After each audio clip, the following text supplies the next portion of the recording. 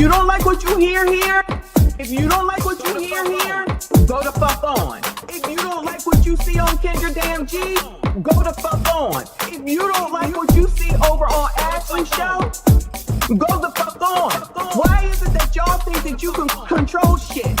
Get your own YouTube channel, start it the fuck up, and do whatever the hell it is that you want. But I promise you, I'm not gonna come over to nobody's nothing and tell them nothing about what the hell it is that they're doing. You go the fuck on. If you don't like what you hear here, go the fuck on. If you don't like what you hear here, go the fuck on. If you don't like, go the fuck on. If you don't like what you hear here, go the fuck on.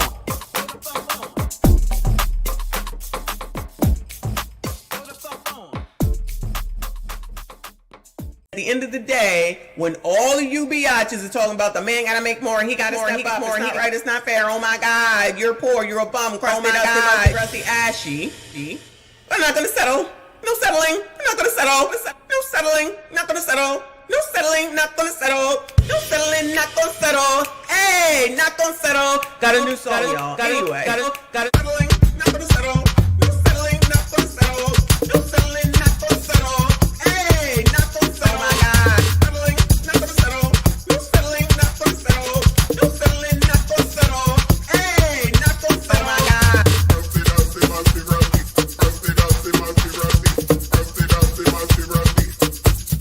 Oh my God.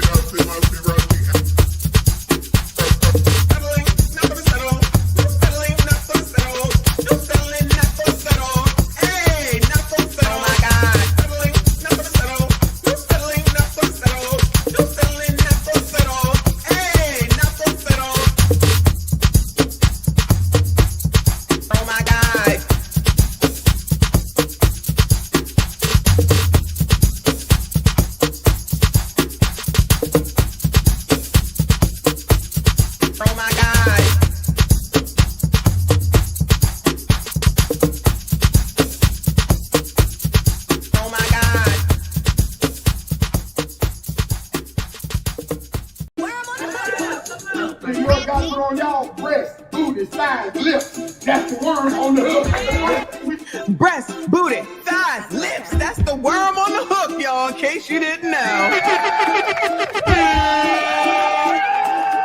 Breast, booty. Breast, booty, thighs. Breast, booty, thighs. Breast, booty, thighs. Breast, booty, thighs.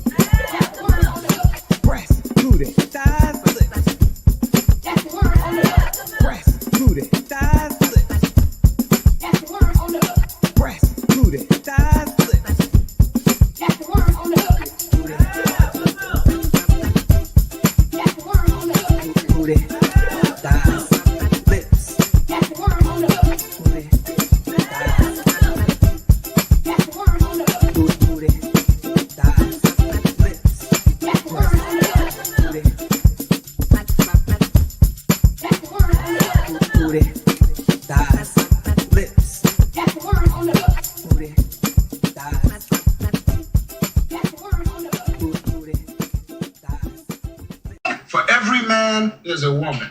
And for every dummy, there's a dummy.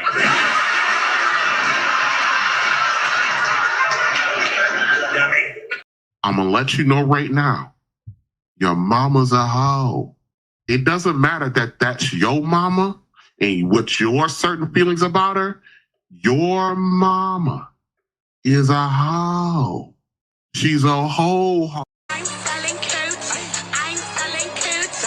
I'm selling coats. I beg your pardon? I'm selling coats. I'm selling coats. I'm supposed to feel sorry for that bitch. I don't. Because I've lost all respect for that bitch. B-I-C-T-H. And I'm standing on it. Just to let you niggas know, we don't need y'all. We want y'all, but we don't need you. 20 years later.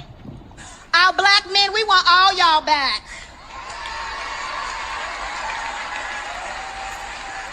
Because we love you, we see you, kings, and most importantly, we need you. And most importantly, we need you.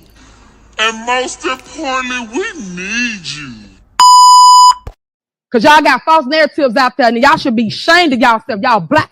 Y'all are black. And y'all sitting up here beating and attacking on a black woman that's in power. My man.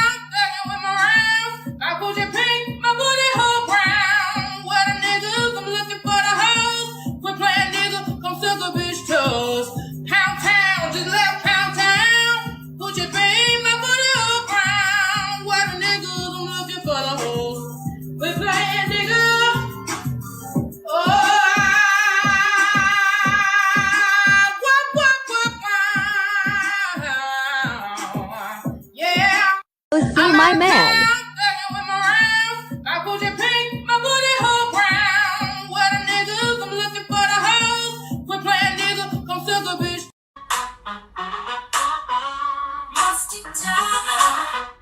Yes, I'm speaking to you.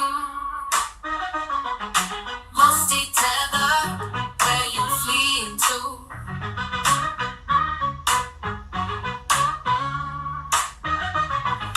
Musty tether, yes, I'm speaking to you. Musty tether, where you fleeing to? I got into my Uber. What did I see? I'ma tell you. I'ma tell you. You're not gonna tell me. I'ma tell you. I'ma tell you. You heard what I said? Because I'ma tell you. You're not gonna tell me. I'ma tell you. Hold your body. Whatever it is you want from me. Baby, you see, you don't have to say nothing. I know your body was something. And it's easy for me to see that your body's calling me.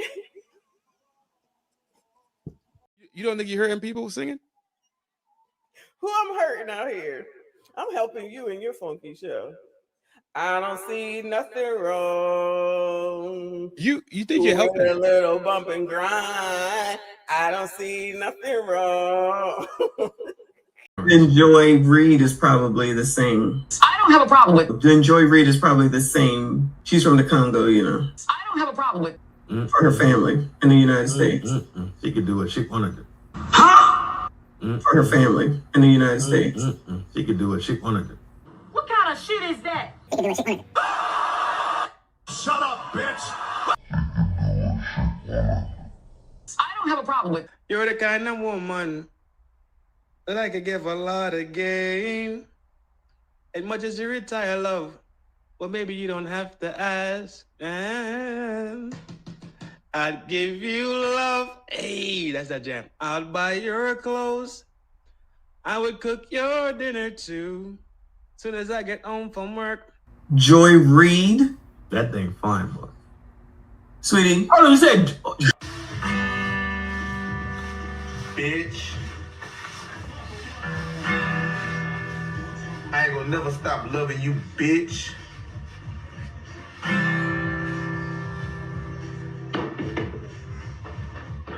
Joy Reid it? No.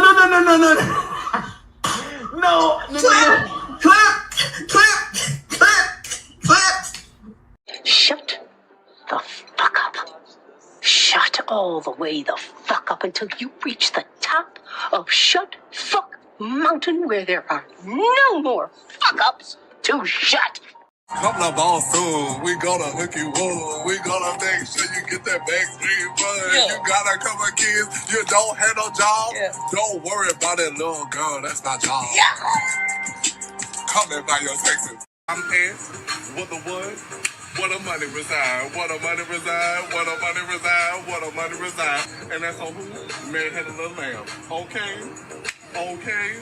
Okay. God, where her mother at? Where this little girl mother at? Where they role models at? Where's the adults? Huh? That's the question we all trying to figure out. We like free stuff. Huh? So we came out here to get all this free stuff. Huh? But then the car saying, you can't get the free stuff. What? Cause the people want to take it. And how y'all gonna take some stuff that ain't even yours? It's free.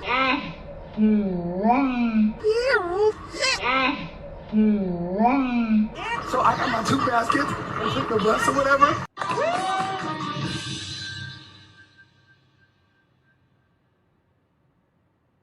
Wait a damn minute. We get down here, we get some free stuff. We're already in a recession. Times are hard. Why not just let us get the items and invest and be okay? We are Black women. We care about our crown. Why not give back to the community and let us get the product? The tools, any other eviction. It is difficult. You don't go blind because you married. I see titties and booties every day. Huh? I see titties and booties every day. I see titties and booties every day.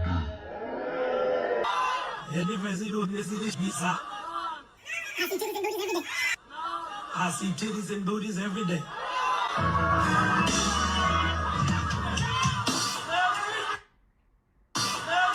Brothers, y'all gonna leave me out here? I need the men to stand up and say amen. If you ain't said that, all sir. Let the church say amen. Titties and booties, titties and booties, titties and booties. I see titties and booties, titties and booties, titties and booties, titties and booties. I see titties and every day. Titties and booties, titties and booties, titties and booties. I see titties and booties, titties and booties, titties and booties, titties and booties. Wait, the wing makes go. What kind of shit is that? Booties, booties and titties and titties and booties, titties and titties and titties and every day. Booties and titties and titties and booties, booties and titties and titties and booties, booties and titties and titties and booties, booties and titties and titties and every day. Titties and booties, titties and booties, titties and booties, titties and booties, titties and booties, titties and booties, titties and booties, titties and booties, titties and booties, titties and booties. I need the men to stand up and say amen.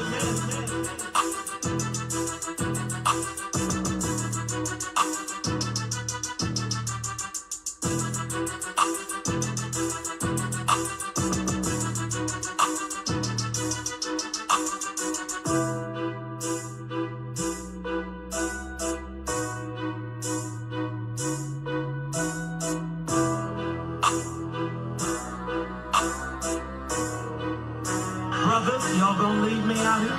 Titties and booties, titties and booties, titties and booties. I see titties and booties, titties and booties, titties and booties, titties and booties. I see titties and every day, titties and booties.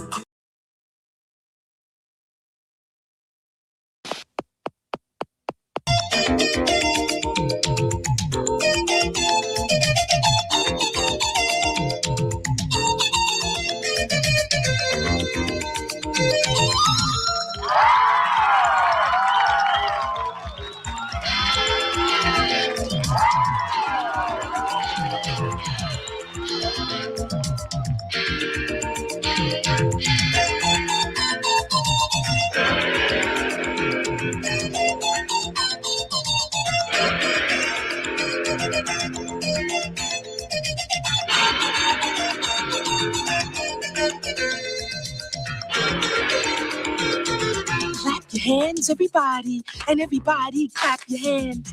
We lambda, and Omega Moon. And we've come here on stage tonight to do a show for you.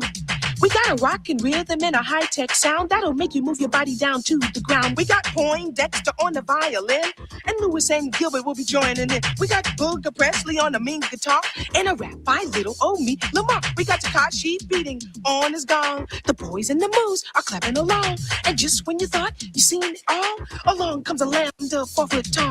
So won't you come on out here on the floor, so we can work our bodies like never before. Break.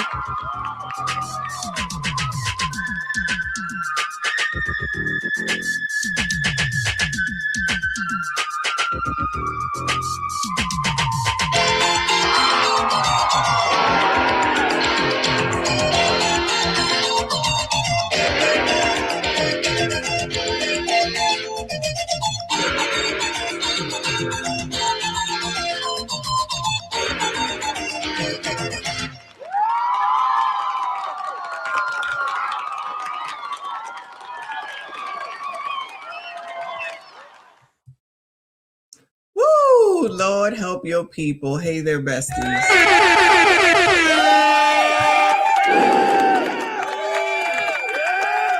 Oh my goodness gracious. Earth Day is something, right? Rest in peace. I can't. I can't. If it ain't one thing, it's something else. Anyway. Shout out to all the nerds. Shout out to Generation X.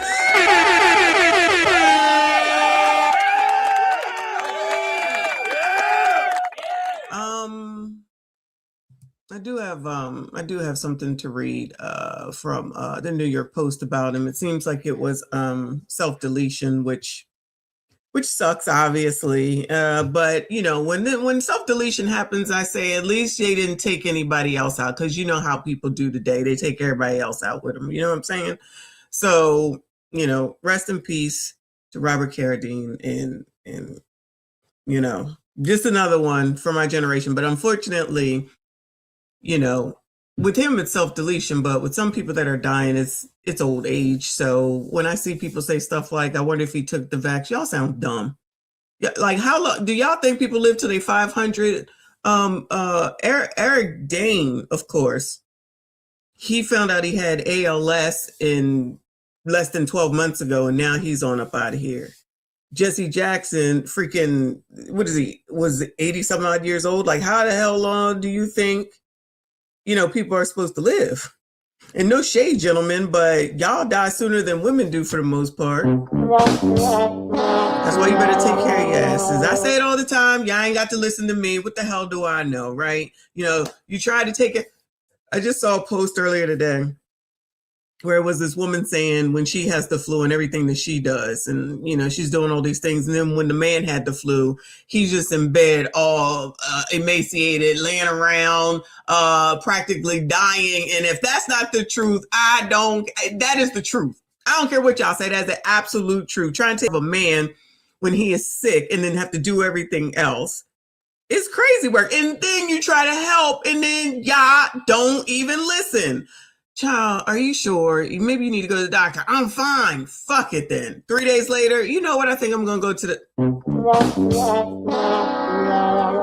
Child, y'all don't listen. Y'all don't listen. And we try to help y'all. You say there's women who don't care, and all these women, they care about themselves. Try to help y'all's asses. What do y'all do? Don't listen. And then 3, 5, 10 days later, when you ain't better, you'll be like, you know what? Maybe I'll go do what the fuck it is that you said to do 10 days before. Child, anyway. Let me go ahead and just get into this, what is it? This article from the New York Post. Oh, StreamYard. Anyway, it says Robert Carradine failed to show up to a table read days before devastating death. So he was still working. Child, I don't want to look at Don Lemon's ugly face. Robert Carradine allegedly raised concerns days before his heartbreaking death when he failed to show up to a table read. According to Connie Lamothe, the director of Carradine's final project, The Driver, she knew there was something wrong when he went MIA from her film. She told TMZ Tuesday that the actor left producers worried when he went radio silent last month. John, he looked the same but different at the same time. Does that make sense? He looks the same and yet different at the same damn time. It says producers didn't know where he went or what he was doing, but a friend in the cast knew of Carradine's mental health struggles, so they decided to give the actor some space. The cast and crew hoped he would return to work when he was ready, but he never did. They reached out for comment. Despite Carradine's worrying behavior, Lamar told the outlet she is shocked and devastated over his death, and that during their time in pre-production, the Lizzie McGuire alum was delightful and always cheerful. So I didn't watch Lizzie McGuire, but my oldest probably did. So she probably knows him from that. Whereas I know him from Revenge of the Nerds. No Lizzie McGuire from me. She noted that Carradine had been super excited about the project, a crime drama in which he was playing a leading role as a MOB boss, and wanted to show he could do more than comedy and Westerns. Robert took his own life after battling bipolar disorder, his brother, actor Keith Carradine, announced on Tuesday. It is with profound sadness that we must share that our beloved father, grandfather, uncle, and brother, Robert Carradine, has passed away. His family said in a statement to Deadline he was 71 years old. There's Booger. Shout out to Booger. If you know, you know. Keith added his family wanted to raise awareness that his brother's two-decade struggle with bipolar disorder. He was diagnosed with bipolar after his brother David died by asphyxiation in 2009. Lord help you people. He made his film debut. All right. We most know him from Revenge of the Nerds. So there is, that's his daughter right there. So in case you didn't know, that's what happened. Rest in peace. Anyway, y'all, take care of your mental health, especially if you're able to and you have insurance and all that type of stuff. You know what I'm saying? But for people to continue to say some dumb shit about, I wonder if somebody took the vax, please go to hell. Just go straight to hell. Anyway, shout out to y'all. Happy Tuesday. Tuesday. Shout out to Norbit. Shout out to y'all. Please make sure you hit the like button. Subscribe if you are new. It's Ladies Night.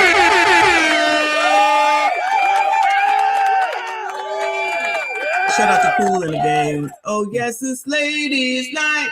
And the feeling's right. Oh, yes, it's Ladies Night. Oh, what a night. Shout out to those that know. Okay.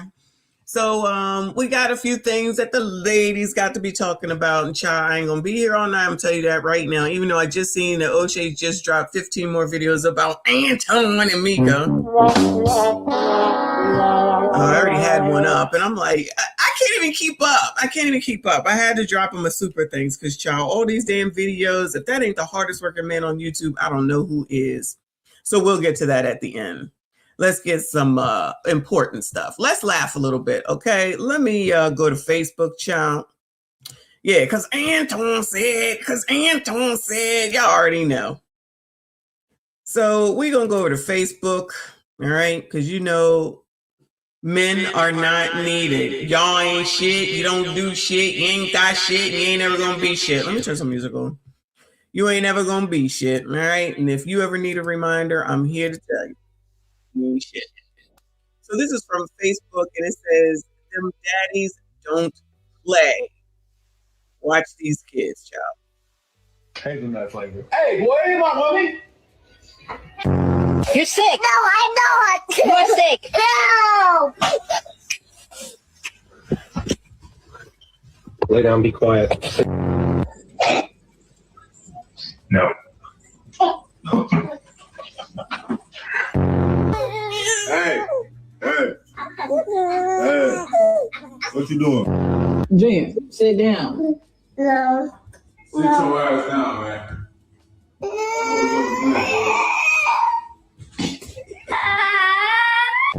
Sit down. Sit down. Sit down. Jackson, take off the VR. Jackson, take off the VR. Obviously not. Sit down. Let's go. Let's go. Let's go. Rise and shine. Come on. Hey, get out, Jay. Let's go. Hurry up. Listen to your mom. Get your butts moving. Go. Hey, get down. Get down. Get down. Now.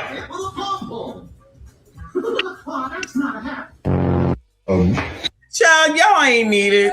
Child, y'all ain't needed. We don't need y'all sassy straight. You don't do shit. You ain't about shit. You ain't gonna be shit. You don't be taking care of your kids. You don't be raising your kids. You don't be paying for your kids. Y'all ain't shit, all right? I'm here to tell you, just like Prince. But y'all, one, I don't know where all them kids came from out of nowhere. Just all of a sudden, all them damn kids. And then that one man that took that kid out of the room, I certainly hope that baby made it back. Certainly hope that baby made it back. But shout out to all the good dads. We see you. We appreciate you.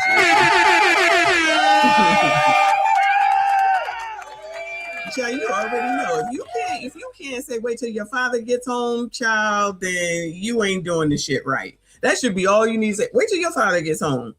That should be enough to straighten any kid up. And if not, then you ain't doing it right. Wait till your father get home. Shit. Anyway, moving on, child. Moving on. Let's laugh a little. This lady. This shit is hilarious. How does she know where I live, though? Love or restraining order. All right. Don't break my heart. Cedric. Say you love me again. Undo this hurt you caused, Cedric. When you walked out the door and walked out of my life. Uncry these tears, Cedric. I cried so many nights. Unbreak my heart. My Cedric. What are you doing, man? Cedric. I'm in front of my son. You came this to my house. I'm in front of my son. Cedric. I'm in front of my This supposed son. to be our house, Cedric. This supposed to be our house. Yeah, I'm following you. I'm following you. I'm following you because this supposed to be our house, Cedric. Yeah, but you doing this in front of my son. I'm sorry, we met. He know me. Your son know me. He know me. And he know how you are too, Cedric. You know this is not right. I don't know how to not pursue you, trying to Cedric. be famous on the internet? I'm already famous. But just because of you. You made me famous. Because you're a narcissist. And you're an extreme narcissist and you play with my heart. You didn't have to play with my heart, Cedric. I love you and you know I love you. I love you. You lied to me. You lied to me, Cedric. See, that's my sister. She gonna do what I asked her to do, but you lied. You lied, Cedric. Why you can't accept that? Why you can't accept the fact that you lied? You led me on. You did, Cedric. You led me on, Cedric. You did. And it don't matter. She don't have to stop recording, Cedric. Stop recording. Just say you love me, Cedric. You know you do. You're embarrassing yourself. It doesn't matter, baby. I love you so much. It's supposed to be our house. We're supposed to be together. Unbreak my heart.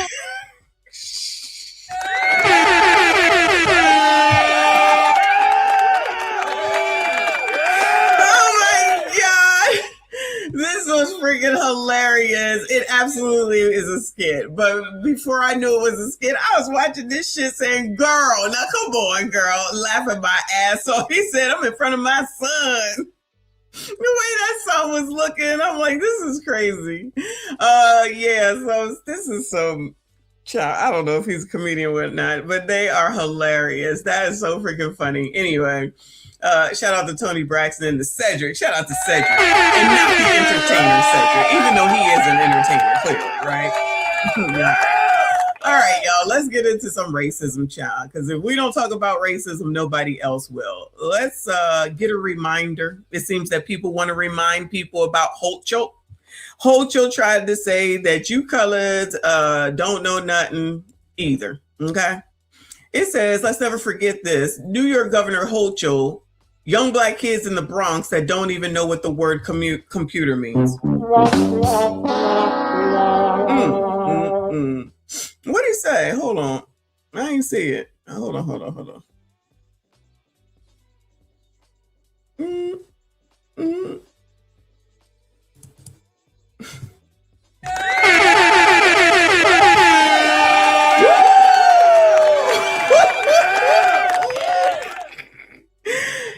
out to Frigidaire. I cannot. That is hilarious. Oh, well. You might be right, child.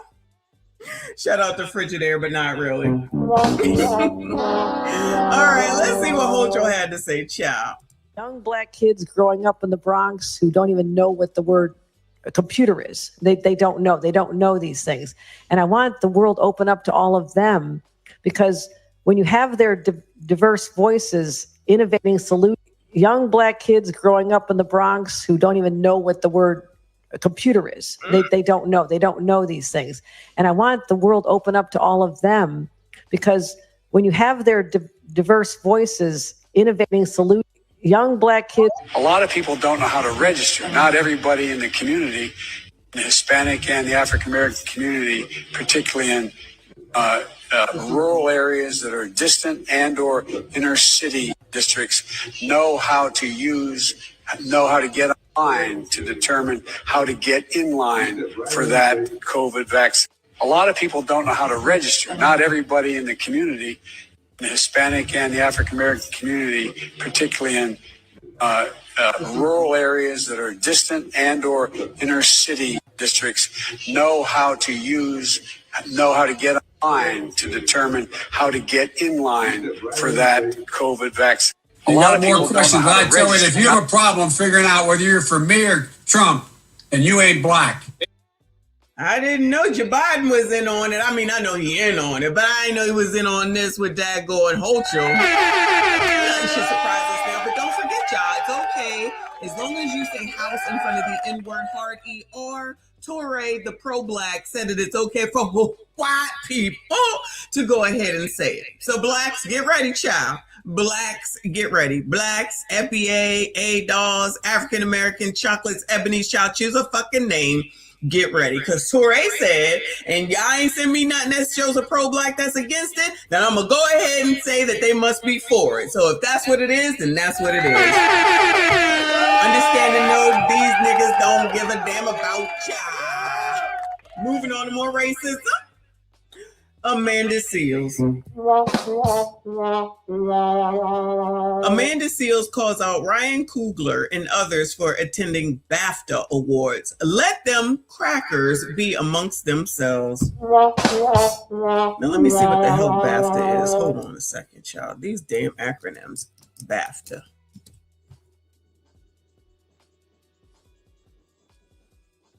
What the hell is BAFTA? Wait. BAFTA Awards incident involving guests with Tourette's. What in the world? Hold on. What the hell happened? BBC edited out second racial slur from BAFTA's broadcast. What is going on? Hold on. Lord help your people. Hold on. It's not funny. It's not funny. Let me see.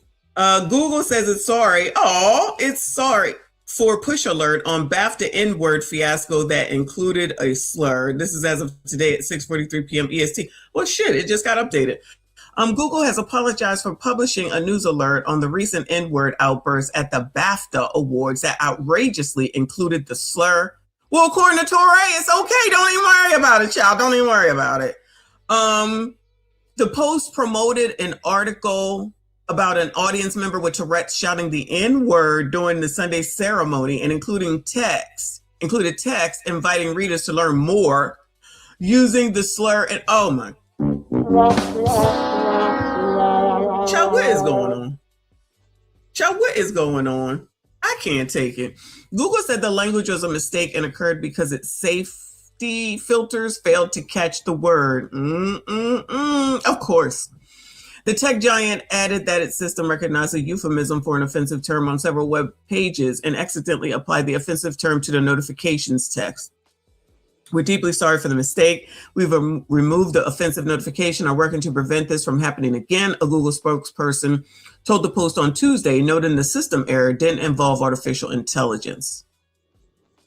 So this guy here on Sunday night, John Davidson, a Tourette's activist who has the syndrome himself, was seated in the BAFTA Awards audience when he involuntarily shouted the N-word while Michael B. Jordan and Delroy Lindo were on stage. Goodbye. Goodbye. Oh, shout out to Reaper. Pause. Let me just bring up my damn Gmail. Hold on, y'all. I can't do this. You can't sit up here in one breath and not call out fucking Touré. And then now all of a sudden, black people supposed to be upset about this? Like, no, pick a fucking lane. Has Amanda Seales come out and condemned Touré? Because if she hasn't, fuck that bitch too, okay? Because if you're not going to tell that nigga to shut the fuck up, then you can't get mad at this just because it's this white person. So that white person, it's okay, but that white person, I don't have time for your colored bullshit. Thank you, Reaper.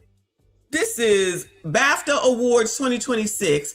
BBC apologizes after racial slurs shouted by guest with Tourette's. It's okay. It would have been Britain's big night to celebrate art and culture, with royalty mixing with the Hollywood elite. Instead is mired in controversy this morning, the BBC apologising to BAFTA viewers after several obscene outbursts from Tourette's activist John Davidson were heard on a broadcast. Davidson is the inspiration for the movie I Swear, which was nominated for 6 awards and took home the leading actor BAFTA. He was diagnosed with Tourette's syndrome at the age of 12. It's a neurological condition that can cause involuntary movements and vocal tics, sometimes involving outbursts of inappropriate language. One such outburst heard on the broadcast was while Sinners stars Michael B. Jordan and Delroy Lindo were on stage. Delroy and I are delighted to be presenting the first BAFTA of the night for a vital part of movie making. A racial slur could be heard while the men presented the award for Best Visual Effects. Jordan and Lindo looked startled, but continued on. Host Alan Cumming later asking the audience for their understanding. You may have heard some strong and offensive language tonight. Tourette's syndrome is a disability, and the tics you've heard tonight are involuntary, which means the person who has Tourette's syndrome has no control over their language. We apologize if you were offended. Child, y'all can miss me with all that bullshit. Y'all can miss me with all that bullshit. Not y'all, you know what I'm saying. But don't give me no Tourette's syndrome is the reason why. So you telling me that Tourette's also knows when you got a black person there and you're going to sit up there and say the N-word, right? All right, cool. Any excuse is better than none. But I'm not going to be all riled up because not y'all, didn't come at Touré for saying his dumbass nigga nonsense. Go at that nigga and correct him, make him take accountability, and then maybe I'll give a shit about this shit. But y'all, one white person versus another white person, so now we got to pick. See colors? See colors? See, this is what the fuck it is that you do when you don't stand on shit. This makes no sense. So we supposed to be all riled up over this. Let's see what Mandy has to say, though. Let me go back to Mandy. Hold on a second. Let's see what Mandy has to say. Because Mandy, what your ass got to say about Tor fucking Ray? Amongst themselves. I'll keep showing up to these racist ass places and expecting racism not to happen. Stop supporting this shit.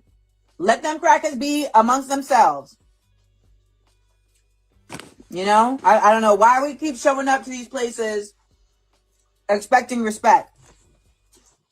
Okay, Kerbin, you had 3 strikes and you are out.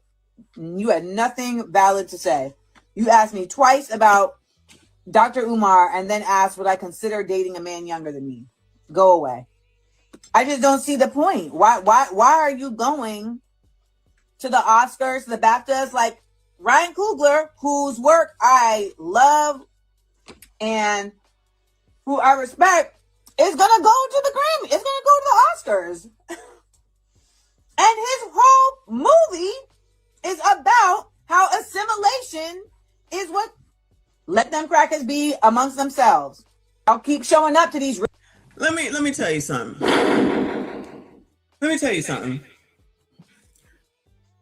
I would never hang out with Amanda Seales. Not never, ever, no way. And I think the reason, in my opinion, that she got something to say about this shit is because ain't nobody inviting her to shit. How many times has she been upset because she wasn't invited to something or they turned her away? And those weren't all necessarily white events, okay?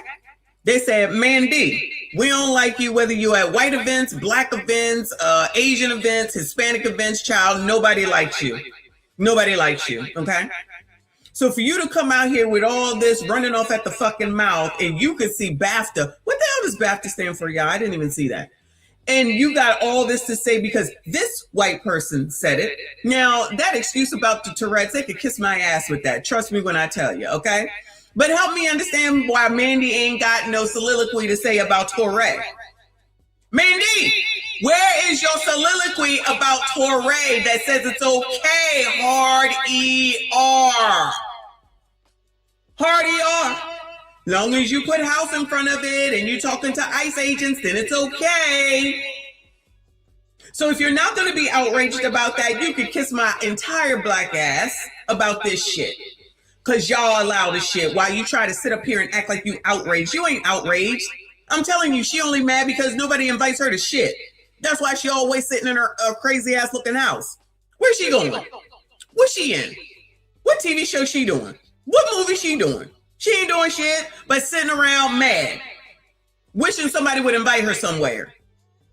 Those men are out there because they were supposed to get an award and they should go and get their accolades. Just because you can't cross over, Mandy. Mandy, just because you can't even get along with your own that you allegedly be fighting for. Just because you can't get along with your own and you gonna sit up here and tell other people what they should be outraged about. I'm outraged that you got the audacity and the nerve to be outraged. The internet is owned by white people. Why you on it since you can't stand crackers? No shade, white people. That's what she said. I'm repeating what she said. How come she's on this here internet, specifically Google, because she's on YouTube? She don't like white people. She can't stand white people. She always gonna tell black people when they can't hang around white people and what they doing wrong, but ain't got shit to say about Tourette. N-word hard ER. Child colors, you got in my face. I ain't got time for none of y'all. I ain't got time for none of y'all. Not y'all, you know what I'm saying. Because none of this makes any sense whatsoever. I guess she didn't hear about it. So, yeah. You think that none of the pro-blacks heard about what the fuck Tourette said? Do y'all think for 1 second, tell me the truth, shame the devil. Do y'all think that all these pro-blacks, including D fucking L. Hughley, did not hear those white people call that man the N-word? Bueller? Do y'all really think that they did not hear about that white woman and a couple others calling these agents the N-word? If that don't tell you what y'all need to know, then nothing ever will. And that's why you gotta stay the fuck away from me, because I ain't got time. I ain't got time for you fucking hypocrites. I ain't got time for y'all to try to act like you care about black people when I know damn well the only color you care about is green. And then you want to fault the rest of us for trying to have a fucking come up. I know you lying, Reaper. Send me the video. If you've seen it, seriously, send me the video. It's okay for these people to make money and to drive y'all to where they want y'all to be, but for the rest of us, it's not allowed. And then they get to say that I'm a fucking white supremacist talking points. If that's what the fuck I'm doing, then what the hell is Tourette doing, Bueller? What the hell is Tourette doing then? What is Amanda Seals doing then? Child, please. This is amazing. Child, please. All this bullshit is nothing but bullshit. Go tell that shit to somebody that don't know, which is any of you MFers that choose to follow anybody like her and all the rest of them. You already know who the hell they are, including them 3 girls over there. Because they should have been the first ones to say something. If you allegedly care and everything is racist and everything is about racism and it's all this blatant racism, but this racism is I'm not getting round up. Shout out to Mr. Wombat in the building. I appreciate you, boo. He said in England, I think crackers are called biscuits, so I don't think being a cracker is possible for Well, thanks for letting it. Child, we be leering over here, okay? Shout out out to Wombat. We be leering over here. Anyway, all this fake bullshit. Moving on, child. Moving on. And child, that man, I don't give a damn about your damn Tourette's, child. Interesting how that word only comes out when you see the Negroes up there on the damn stage. Negroes, keep crossing over, get your damn money, get your accolades, get your damn awards so that you can continue to make money. And so you're not sitting in a house somewhere that's all cluttered the fuck up with a damn cat or a dog, lonely, listening to somebody that ain't got shit and can't do shit for no damn body but run off at the fucking mouth. Moving on, child. Moving on. Don't get me started. Let's go over here to Canada. Let me change over. Sorry. Let's go to Canada. Okay. You know that the State of the Union is tonight. Donald Trump gonna have something to say. Somebody made a post about it. It said it's funny. It's gonna be blame Joe Biden. Everything is great. The economy is great. We're gonna do more tariffs. Everybody's doing good. Everything's Joe Biden's fault. Child, I'm not watching it. I'll wait for the recaps tomorrow because I ain't got time. Because Trump bad. Trump bad. Again! Because Trump bad. Trump bad. Going, you're being a racist! Racist! So, a leftist who fled America for Canada because of Trump are panicked after realizing their socialist dream has horrible affordability. Cost of living is worse here and we can't access anything. Oh, no. Oh, no. I know you effing lying. I know you effing lying. What's going on, child? Scholar of the far right who has fled the United States to Canada, and I need help. The situation in Canada is absolutely dire. For Americans who don't know, the housing crisis here is worse than in the United States. I lived in LA for 6 years, and I have not faced rent as bad as here. When my partner, our cat, and our dog fled the United States, we headed north with the goal of being close to where our families are located, which is on the West Coast. So we are now in British Columbia.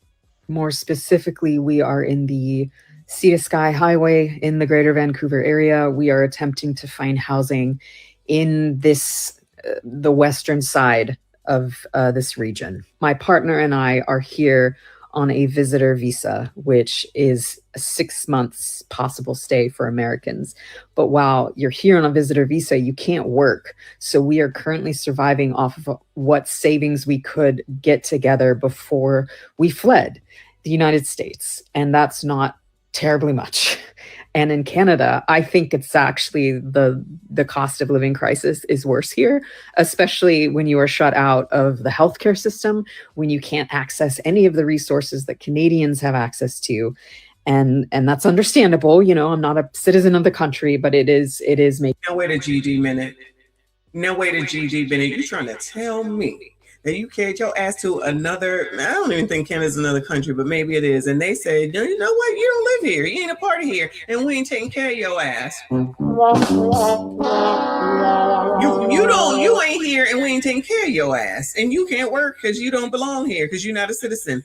Very different than the United States of America. I tell you. That's very interesting. So they're not up there fighting for ya. They're not up there fighting for ya. They just said, good luck to ya. You said you was visiting. That means you can't live here. Visit your ass on up out of here. It's time for you to go, Joe. Where you going now? Somebody said Mexico. They got openings in Mexico, child. They got openings in Mexico, child. Yeah, I don't know if they got any planes going there right now, but take a look on Expedia. I'm sure they got something for your ass. Go. So what's this video? So is somebody supposed to, anybody feel sorry for her, Bueller? Anybody feel sorry for her, Bueller? I promise you I don't. I have no empathy today. I'm still riled up from the last damn story. I have no empathy to give. You know I usually don't. I definitely have none today. You made your move. Live with your consequence. Everybody always want to act fucking emotionally and you don't even think shit out. You trying to tell me that you moved to fucking Canada and you didn't check the shit out? You didn't check on how the hell it is that you can work, how you can get whatever the fuck it is that you need to be able to work there. You didn't think that through. You didn't go there with a job, you or your partner, your cat or your dog. So y'all didn't think that shit through. You just ran over. Donald Trump has got more power than a... Shout out to Donald Trump.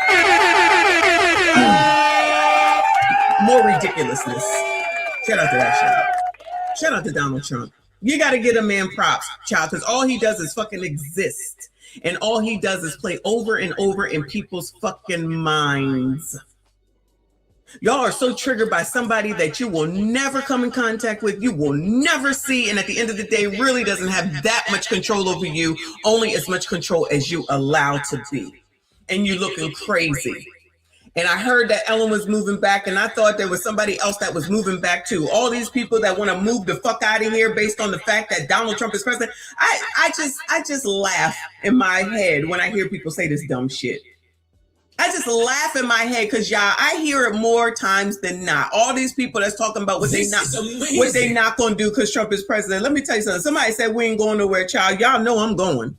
Shout out to can't wait to get to fucking St. Martin. I'm out of here. Trump don't control shit over here. I don't know what's wrong with y'all. And all these people that think that your life is so put upon here, but you're gonna go somewhere else and you don't even know what the fuck it is that's going on. You didn't do no studying, you ain't do no Googling, you ain't do no YouTubing, and now somebody's supposed to feel sorry for you? Now, according to the people that I have been following, Canada actually is a viable place to go and move to. But, you know, if you don't do no fucking research, if you don't look into anything, if you don't think about the future, if you don't do some sort of investment, if you don't do some sort of reading, some fucking research. Now, this is some shit you need to research for you dumb motherfuckers that think I'm supposed to research fucking Anton and Mika. Fuck that. This is the shit you should be researching. This is the shit that you should be researching. You're moving to a whole nother country. And you ain't even take no damn time to look into shit. You just thought you was going to do, you thought they was just going to invite your ass in and take care of you. This should show people that's why you shouldn't allow that shit to happen here. But these dumbasses is out here fighting for people that wouldn't lift a finger for you. And what are they doing? Now they looking for rep-a-fucking-rations. Congratulations. I hope they get it.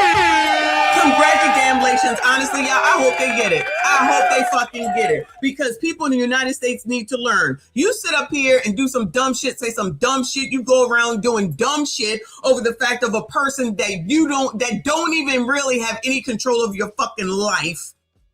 And then you make these dumbass decisions, get your asses in these dumbass situations, and then the rest of the world's supposed to give a damn? I promise you I don't. I promise you I don't. So you heard that over there in Canada, because they have everything included. And Canada is expensive, okay? We've gone to Canada once. And they almost didn't let Mr. Messi in there because he had some shit that happened when he was a kid. And they brought that shit up. At the border, like literally at the border, they said, nah, nigga, what the hell is this? He was like, child, I don't even know. Oh, that shit happened when I was like 14, 15. They said, oh, nah, nigga, you can't come in here. And you know I was about to be snapping, okay? Because, child, how dare you ruin a rare travel opportunity? I don't know. He got the gift of gab. He talked himself into getting into that damn country. But, child, y'all be making life decisions with no damn research and then turn around. I'm telling you, this is what happens more times than not, y'all. Not this extreme on moving out of the country. But y'all, Americans will not look into anything. They heard somebody say it on TikTok, so it's true. They heard somebody say this shit on TikTok, so they said, all right, well, if they said it, then it must be true. Instead of doing any type of investigation, doing any shit that makes any sense, looking into shit, thinking, making a plan. Oh my God, never that. Making a plan for short-term goals, long-term goals, 6 months, 12 months. Child, that's crazy talk. Shout out to Generation X. These people can sit up here and talk shit all they want to. They can talk mad sugar, honey, ice, motherfucking tea about us day. I don't give a fuck. Let me tell you something. We still gonna come out on top more times than y'all will. Y'all know everything. Good luck. Keep making these videos. Keep putting them on the internet. We'll keep talking about you.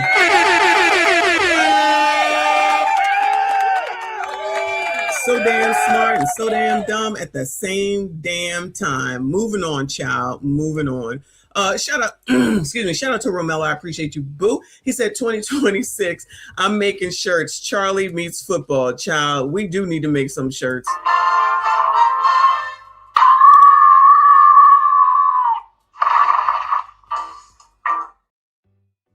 You know what, Jane? I just saw another video about that.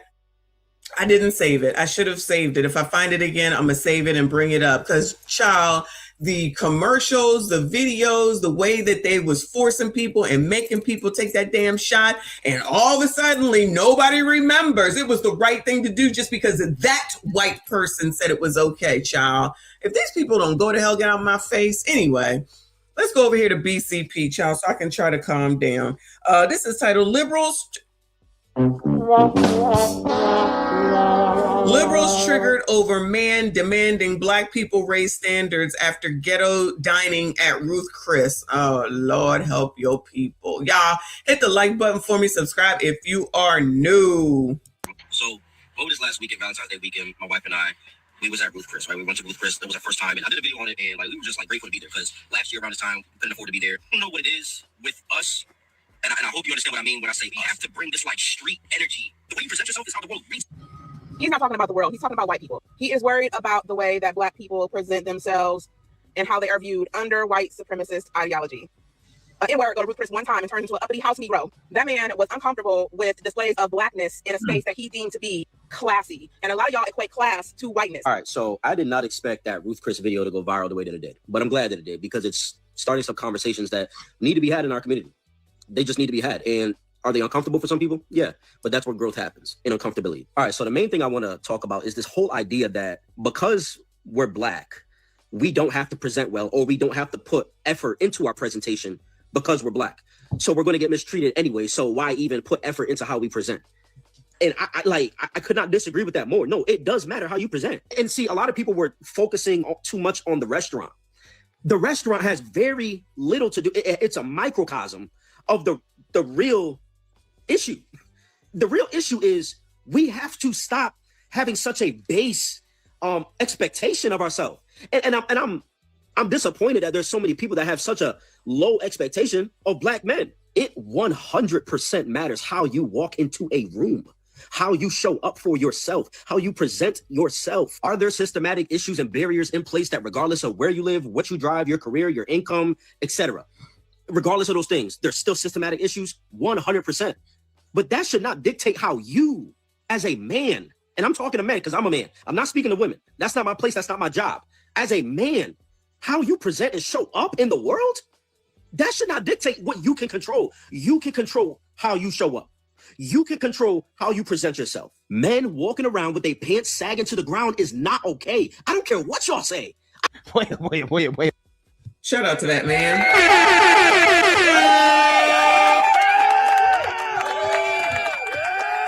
First of all, shout out to that man. He's absolutely right. And I thought that this was going to calm me down. Clearly, it's not. Because you colors are always coming out here talking some mad sugar honey iced tea. You think that you can act any old way that you want to. And trust me, you can. You can run around here being loud, obnoxious, and doing whatever, whenever, wherever, and then turn around and try to blame white people and then wonder where the hell and why the hell things are happening, but you niggas ain't got shit to say about Torre. Child, you can miss me with all that bullshit.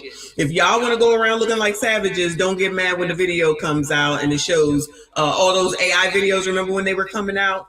And everybody was mad talking about it was all racist. Child, it was probably Black people making them damn videos. You don't even know who was making the shit. You just mad because it's a caricature of the fucking truth, especially if you see a bunch of women with fucking bonnets on. Say it ain't true, Bueller.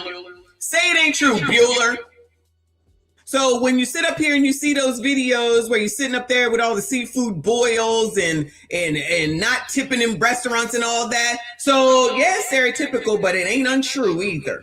Did anybody say all? Did anybody say only? No. But yeah, want to big up assholes like Sexy Red and Sukiyana. Shout out to Sukiyana. Let me not come for her because she ain't been nowhere lately as far as I can see. Y'all want to always big up the degenerate shit, and yet the shit that you should be talking about and correcting, you don't. Where is the correction on Torre? Y'all gonna get tired of me saying that name because that's more detrimental to us than any of this shit. If you can't go someplace and act like you got some GD sense, your mama wouldn't like it. Well, maybe your mama would be okay with it, but I promise you your granny and your great granny would not like it for the most part. You can't just run around the world acting like a banshee and then somebody calls you out and you say it's white supremacy. No, you're a fucking banshee. You don't know how to act. You can't be around me. Child, this is the exact reason why I don't deal with bitches, y'all. This is the exact reason why. You're not going to be fucking crazy and then turn around and try to say that it's because of white fucking supremacy or the systems that are in place. What did I say about getting in corporate America about moving ahead? You got to learn how to act. Guess what? If you can learn how to act where they pay you at, then you can learn how to act where they don't pay you at. Don't wonder how people treat you a sort of a way when you act like a freaking banshee. He talking to men, I'm talking to women. If you want to be out here looking like a caricature, then you will be treated like a caricature. If you want to have spiders makeup and weave on that looks like you look like RuPaul dressed up and knowing that RuPaul is a man, then that's what it's going to be. You think that that shit is okay? Then don't get mad when someone makes fun of your ass. Don't get mad when somebody makes it a AI video. Because you can't say that it's not true. You cannot say that's not true. You see the video or the girl in the thumbnail. Bonnet. What's her name? Try to tell ya. Yeah, I don't want to listen to nobody. Cool. Don't. Stay the fuck away from me. Child, this is something that I've known since I was younger. Y'all already know. Ain't never been. You can't be. I don't play. Y'all can't play with me. Y'all can't play with me. If you ain't got no sense, you can't sit at this table. And you can say, I don't want you. Good. You wasn't invited anyway. You weren't invited anyway. Bill Cosby been telling dudes about freaking pulling up their pants for the longest time. Dress appropriately. Kevin Samuels said it. Like, what the fuck? You cannot think that you can do whatever you want to do and then think you're just going to get ahead just because you're you and you can turn around and just cry racism. Clearly racism don't work. You're allowing that nigga to sit up here saying that it's okay to say the N-word R-E-R by white people and you don't have shit to say. I'm pulling your fucking card. I'm pulling your fucking card. Speaking of wearing suits, you remember when the dudes dressed up and was just out there doing whatever the fuck they was doing in suits? Bitches was mad at that. How the hell you mad? You sitting up here talking about you can't find a fucking man. The men are this and they ain't shit and this ain't that and that ain't that. How you gonna be mad at a man that's stressed? How are you mad at a man that's stressed? That makes no sense whatsoever. That's fucking I almost said it. That's fucking rent. You heard? You're awesome. That makes no sense. You're awesome. Help me understand. When are we going to have a damn standard? And having a standard doesn't make you white. It makes you have a standard. Awesome. You're awesome. You're awesome. I'm not saying that black people don't have successful businesses, child, but ain't nobody, not nobody. You're awesome. There's not enough people who own businesses that are really in business employing people. You're not employing people.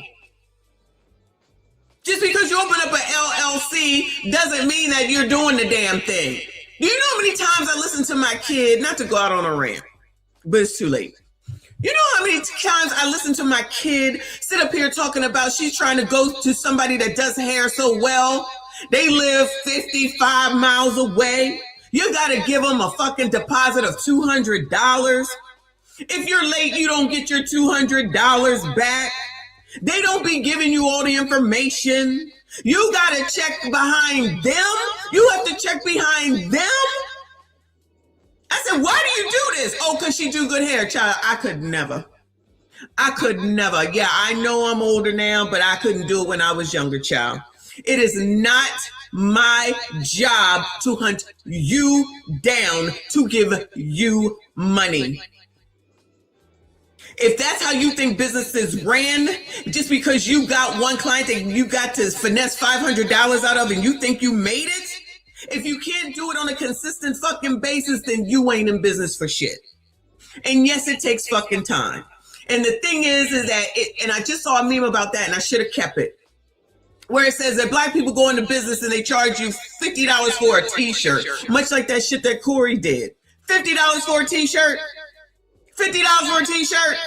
Child, you better go to Power and Black where most of their shit is about $19.99 where it should be. But just because you're trying to get rich quick, you overcharging your own. I thought y'all cared about black people. Oh, until it comes to you and your money, then all of a sudden everybody's supposed to do it. But then you're mad at somebody that's just on YouTube, and then they give them money, and then you're mad. You do it how you do it. The rest of us do it how we do it. But at the end of the damn day, if you're not going to invest in your damn business, and you think that you can act any old way, and y'all think you can go out into the world and act any old way, and then you see us pulling ourselves away from you, it's not because we white or we give a damn about white people. We just don't want to be around y'all's ghetto asses. I said that. I meant that. Never have, never will.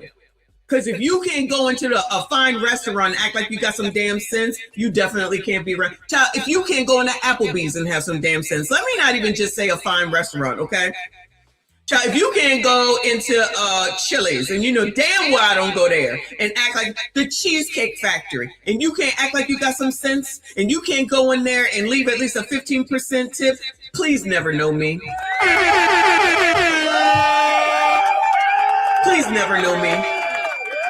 Because that means you ain't got shit, you ain't about shit, and I ain't got time to get into shit-ass trouble with your shitty ass. Because that's exactly what that amounts to. These be the people talking about, I got a business, sis.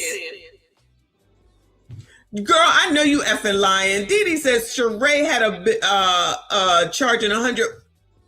Child, I ain't even buying that a shirt that costs that much from Lulu fucking Lemon. They overpriced. That shit, if I buy something from them, it's on sale, and I better have a coupon. Shout out to the Platinum, the American Express. Shout out to Reaper for 20 memberships. Thank you so much, Steve. This is so ridiculous that we're still having this dumbass conversation while y'all listening to these alleged pro-blacks tell you that it's okay for white people to call you the N-word hard ER and ain't got shit to say about it. Child, please. If you got a membership, please make sure you thank Death the Reaper. Shout out to all the channel members that are here. Appreciate you. Y'all, make sure you hit the like button for me. Subscribe if you are new. Come on, child. Yeah, boy. So we got to talk about this video that is going super duper viral. Featuring this man who happens to be black, and he had the opportunity to dine out at Ruth Chris, right? He went to Ruth Chris. He, has been working hard, right? He decided to treat himself to what he believes to be a fancy dinner, right? A nice place. And he found out that Ruth Chris has been taken over by the EBT community, right? And this is something that I talked about briefly in a video that I made maybe, I don't know, a few months ago. I had a very similar experience at Ruth Chris. I was actually shocked because I was like, yo, I come to restaurants like... My bad, y'all. Let me share the damn screen. My bad. Where is it at? All right. Sorry, y'all. Sorry. This to get away from the EBT community, but the EBT community was there engaging in EBT behavior. And I'm not the only one, right, who has noticed this, right? That this is a thing, right? That the EBT community has taken over Ruth Chris, okay? And I think that Ruth Chris needs to do something about this, right? Their brand is going downhill as long as they continue to allow the EBT community to ruin. I mean, no shade against Ruth Chris, but y'all, it's just a chain. It's just a chain. I mean, I've been there before. I don't need to go again. So it's just another chain restaurant that the EBT community found that they could go to. Again, no shade against it. But there's other restaurants, better restaurants. And child, it is a fucking chain just like the rest. I'm just saying. Anyway, go on, child. So without further ado, let's go ahead and get into this. All right, so I'm going to talk about something that's on my mind because, I got to get it out. So over this last weekend, Valentine's Day weekend, my wife and I, we was at Ruth Chris, right? We went to Ruth Chris. That was our first time. And I did a video on it. And we were just grateful to be there because last year around this time, we couldn't afford to be there. We couldn't afford. Exactly. Shout out to you, sir, for you and your wife. Let me say it again. You and your wife that waited until you could afford to go instead of thinking that as soon as you come out of your parents' house at 8 you supposed to be Kim Kardashian and shit. So shout out to you and your wife. I understand that. I didn't spend too much time in fucking Applebee's and Chili's, y'all. That's why I don't like this shit. It wasn't good then, and now that I can afford not to be there, I ain't going. Okay? That's why I say that. That's why I say that. I done been there too damn much. We used to live in Applebee's, y'all. Live in Applebee's because that's all that we could afford. It's okay to do what you got to do until you get to where you need to go. But enough people don't seem to understand that. So ain't nothing wrong with that. Shout out to them for waiting long term. Or much of anything. So, you know, we just did a video, like, I was just so grateful, right? But there's one thing that I do have to talk about. I don't know what it is with us, and I hope you understand what I mean when I say us. I don't know what it is with us. Like, we feel like we have to bring this, like, street energy everywhere we go. Like, why am I sitting down with my wife at Ruth Chris, cutting into this nice ribeye, and I see dudes walking by with their pants sagging, with their jeans sagging, with these bubble coats with their hoods on? Facts. I had the exact same experience at Ruth Chris recently, and it really blew my mind. I was shocked, right? I was shocked. Smelled like weed. Okay. Again, you had a whole EBT community there, right? A bunch of plus size black women with their breasts hanging out. People got hats on. They dressed like they going to the strip club, right? No clothes on. Okay. It was just a very, very, very off-putting experience, right? And I had to talk to the waitress about it, right? I had to say, what's going on with this, right?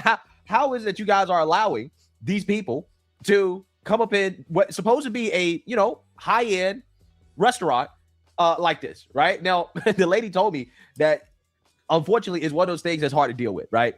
Ooh, child. That's where we went for Christmas, guys. That's where we went for Christmas. That was so good. I loved it. But child, I like to do different places as well. I mean, we have a regular place, of course, that's always going to be on point. It's actually in Jersey.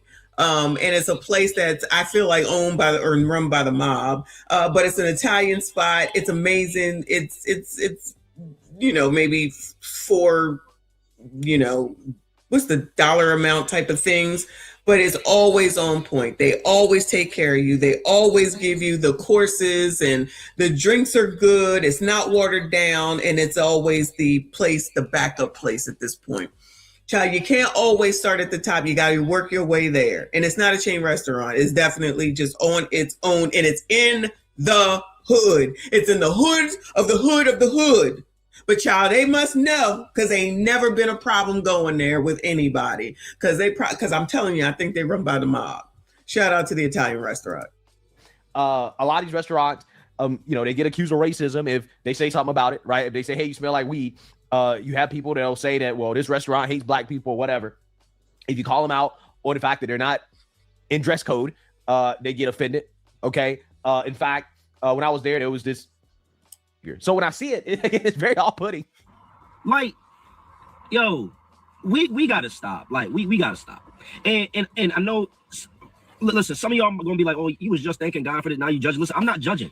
I'm not judging them, and I'm not trying to be cynical. I am. I'm judging like... I was about to say, I'm judging. Y'all already know.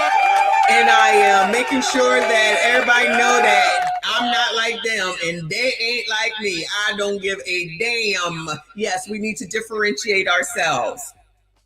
Even though I'm pretty sure you can tell by what we look like, how we dress, and how we speak that we're not the same, but some people won't look that far. Fuck them, okay?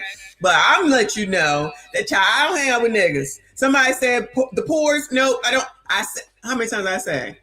Hang out with your class, child. And pores is not on my... No. And yes, it was our hood, quote unquote, our hood. Yes, they know. They know. Don't F around, because this business been in business and they staying in business. And if you act up and you mess this shit up, we coming for your ass. I'm telling you, it's an unsaid thing. It has to be. It's in the hoodest of the hood. The hoodest of the hood. Trust me. Hell, right? I'm judging. That's the problem with our society. People don't want to judge. Yes, I'm judging, because if you come up in a place like a Ruth Chris, a Fogo de Chao, Fleming's, Chima's, right, Crest, right, Capitol Grill, right? I don't know. Maybe I'm forgetting something, right? If you come up in a place like that with your ass out, pants sagging, tank top on, fake jewelry, fitted cap backwards, right? Yeah, I mean, you're just showing that you really don't have any respect for yourself, and you don't have any respect for the place that you're dining out at, right? You can take that to Longhorn, right? Hey, I do like Longhorn, y'all. I ain't gonna hold you. I do like Longhorn. What's wrong with the projects? I don't know. I don't go there. I ride through when I go to that Italian restaurant. I don't go to the projects. I don't know. I know that's where I don't need to be. That's all I'm gonna say. Texas Roadhouse. Take it over there. In fact, you probably can't even take it there either, right? Just stay home. Stay home. Go to the strip club where you belong, right? Women too. Women too. I'm telling you, I've seen some crazy stuff, man, that women be wearing at these restaurants. I'm like, why is your breast out? Why is your stomach out? You are 250 pounds, 5'3", right? You ain't got a body like that. Short skirt, no clothes on. Like, dress code matters. How you present yourself matters, okay? You're ruining the experience. You're ruining the ambiance. And I don't like it, right? I'm telling you. So, I do understand, though, the argument that, some people, they don't really dress up when they go to these places because, some people are like, oh, well, it's not really that. If it is a dress code, then they should enforce it, honestly, because on Carnival, during the evening on dress up nights, you are supposed to be dressed up, and they have been lax on it. This is amazing. They have been lax on it. And I don't go to the dining room. What I'm dressing up for, if they could just come in here in the shorts that they was wearing when they was out there by the pool, if it's their fault for not enforcing it, I don't care. I don't care. And when you start to have when you have the issues that you have, then they started enforcing them rules now, didn't they? If you don't like it, who gives a damn? People still gonna come because they like to cruise, period, point blank. But that's why I stopped going into the damn dining room, even on dress up night. Because I'm like, for what? You don't even enforce the fucking dress code. What I got to dress up for? No, ain't nothing going on in there that I need that bad anyway. I've had it before. If these restaurants and things are not going to enforce their policies, then they deserve what they get. Period. You're not gonna come into some of these restaurants that they named, hopefully anyway, with your areola showing, and they allow it to stay that way. That's some bullshit. Thank you, Reaper. He said Texas has the best steak. Fight me. They have the best Mexican food. They probably have the best steak too, but they definitely have the best Mexican food. That I can attest to. I'm gonna come to Texas and find out. Maybe I come to Houston. Don't y'all got high head though? High end for me or whatever. These people who, hey, they feel like, they got money like that, whatever. So I kind of get the argument that you don't want to, dress up too much to make it seem like it's a special occasion. But when you, again, got your pants sagging, when you dress like, you're going to the strip club, you're ruining the experience for people who do feel like it's a special occasion. Because for a lot of people, yes, going to a restaurant like that is special, right? And they only can go maybe once or twice a year, if that. And they don't want the experience ruined by the hood, right? By hoodlums, okay? People who don't know how to have to, like, yo, we got to understand, like, yo, there's a time and place for everything. First of all, like, we have to understand that how the world reads us is a reality. Like, yo, the way you present yourself is how the world reads you. We already are fighting an uphill battle at times. And I understand there's a lot of systematic things, but, like, why are you, like, we got to do better. Like, at Ruth Chris, this is supposed to be an establishment that, what kind of establishment you go to. See, that's the thing. Like, you're not going to no Applebee's. You're not going to Chili's. You're not going to Texas Roadhouse. You're not going to, what I'm saying? And there's not against those places. I'll eat at all those places. I'm not too bougie for none of them places. But, like, I am. You're not going there. Why are you bringing this, like, energy? Why are you bringing this, like, attire that, come on, jeans? Let me just say, they don't know any better, y'all. I mean, let's be honest. If you're out here with jeans sagging, that's just who you are. If you wearing bubble skirts and I don't know, bubble coats, whatever that is, I don't even know what that is. You don't know any better. That's how you live. That's your way of life. These people probably just was able to get some taxes back, so they decided to go because they heard somebody talk about it. Or I think Amina said that they had some sort of a special. If you have to have a special at those types of restaurants, then that means the restaurant's probably not doing well.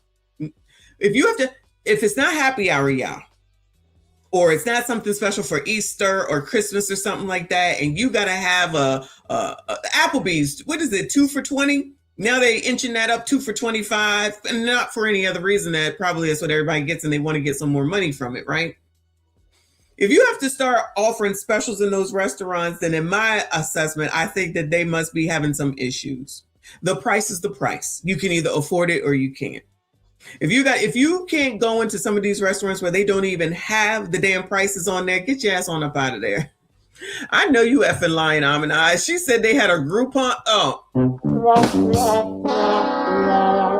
Child, I know you effing lying. I know you effing lying. Not a group on the Ruth Chris. Child. Shout out to Mastros, Castros, and Pastros. Because then the next thing will be, allegedly, is that once the bill came, everybody don't want to split it, and they didn't buy this and they didn't buy that, and you end up not having a tip. So it's honestly on the restaurant, like I said, that they need to know to enforce their rules. I don't give a shit about the offense. The rules are the rules. You're not dressed appropriately. Sorry for your luck. Go home, dress, and come back. That's it. That's all. They need to stop being scared.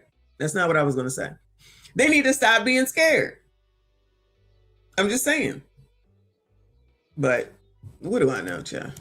Again, you eating at Ruth Chris, you can go buy a belt.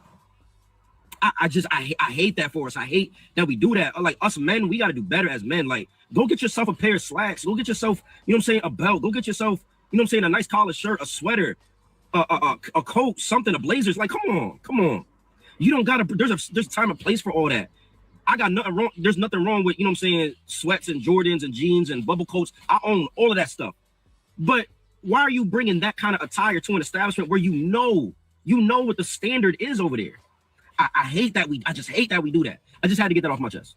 One last thing, because see, sometimes, like, again, some of us, sometimes we want access to certain opportunities. We want access to certain doors open. We want a certain level of respect, right? We want access to certain levels of society and things of that nature.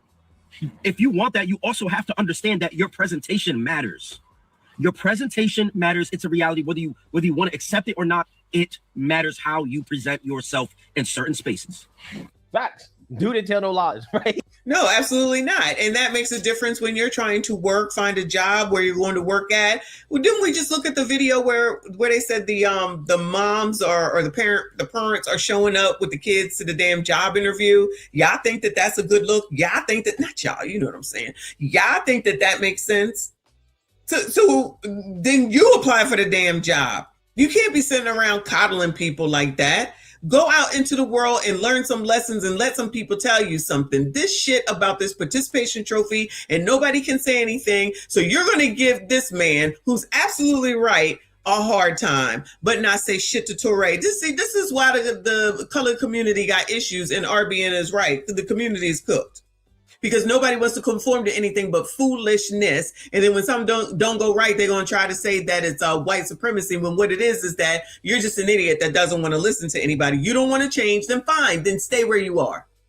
You don't want to ask no questions. You don't want to learn anything new. You don't want to try anything different. Stay where you are. Go to the neighborhood Chinese place, restaurant, or corner store, or 7-Eleven, and eat up. Child, you can dress any way that you want to there, child. This is ridiculous damn list. He didn't tell any lie. But what I found to be fascinating is some of the disagreement that he's getting in his comment section, right? For people who are basically pretending as if, Ruth Chris is not a nice place. But, then again, if Ruth Chris is letting these people into the restaurant, which I have complained to Ruth Chris about this, right? So I personally complained to them. I said, look, this place is too nice, or supposed to be too nice to have these type of people, these characters here. But there are people who are acting like, Ruth Chris isn't a nice place to eat. Like, this type of stuff annoys me, because I'm like, I guarantee you, these people that are talking like Ruth Chris is not really that nice. I guarantee you they don't have money like that, right? Now Ruth Chris is really now down the restaurant. Okay, that makes sense. So you went in incorrectly. It's their fault. Now the part that's their fault is for not calling it out. So if Ruth Chris, I'm telling you, already got issues if they're offering $44 for $88 worth of shit. They already got some issues going on. And maybe they need to start standing up for themselves, because people are not going to go in there to pay those prices to be around that element. And yes, I called it that element because I most certainly wouldn't. Child, so as soon as I saw it, if all I had was a drink, I'd be like, all right, we got to go, because I'm not doing this. I don't give a damn. And I don't feel bad about it. Child, if anybody in there looking half damn crazy, we got to go. Child, y'all know I left that food the other day at the damn at the Acme. I don't play. That's just me though, child. That's just me. Ruth Chris, well, do what you do, child. Do what you do. Moving on, child. Moving on. Let's go over here and get to these other biatches, child. So shout out to More to Life. It says TikToker admits Kevin Samuels was right as she nears 40. I think people is talking about this Dana girl. I think her name is Dana and something about her. I'm not really sure, but I believe that she's a part of this. So shout out to More to Life here on YouTube 65.2. Hopefully we're already following him. Let's hear what's going on, child. And what makes it so annoying to me is that men hold the power to not be nothing. What? But there will always be a woman with open arms.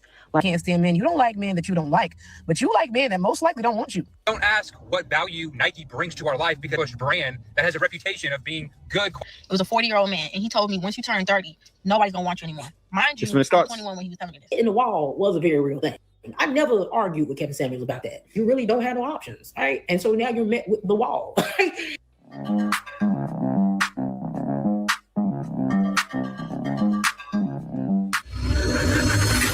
I wanted to be treated I didn't want. That's just the honest truth, right? And if more people would just be honest about the fact that they have met good people, they have met solid people who would have been great partners in a relationship, but for whatever reason, it was just something about that person you just couldn't get with, and that's the reason why you didn't move forward. Most of us have met good people.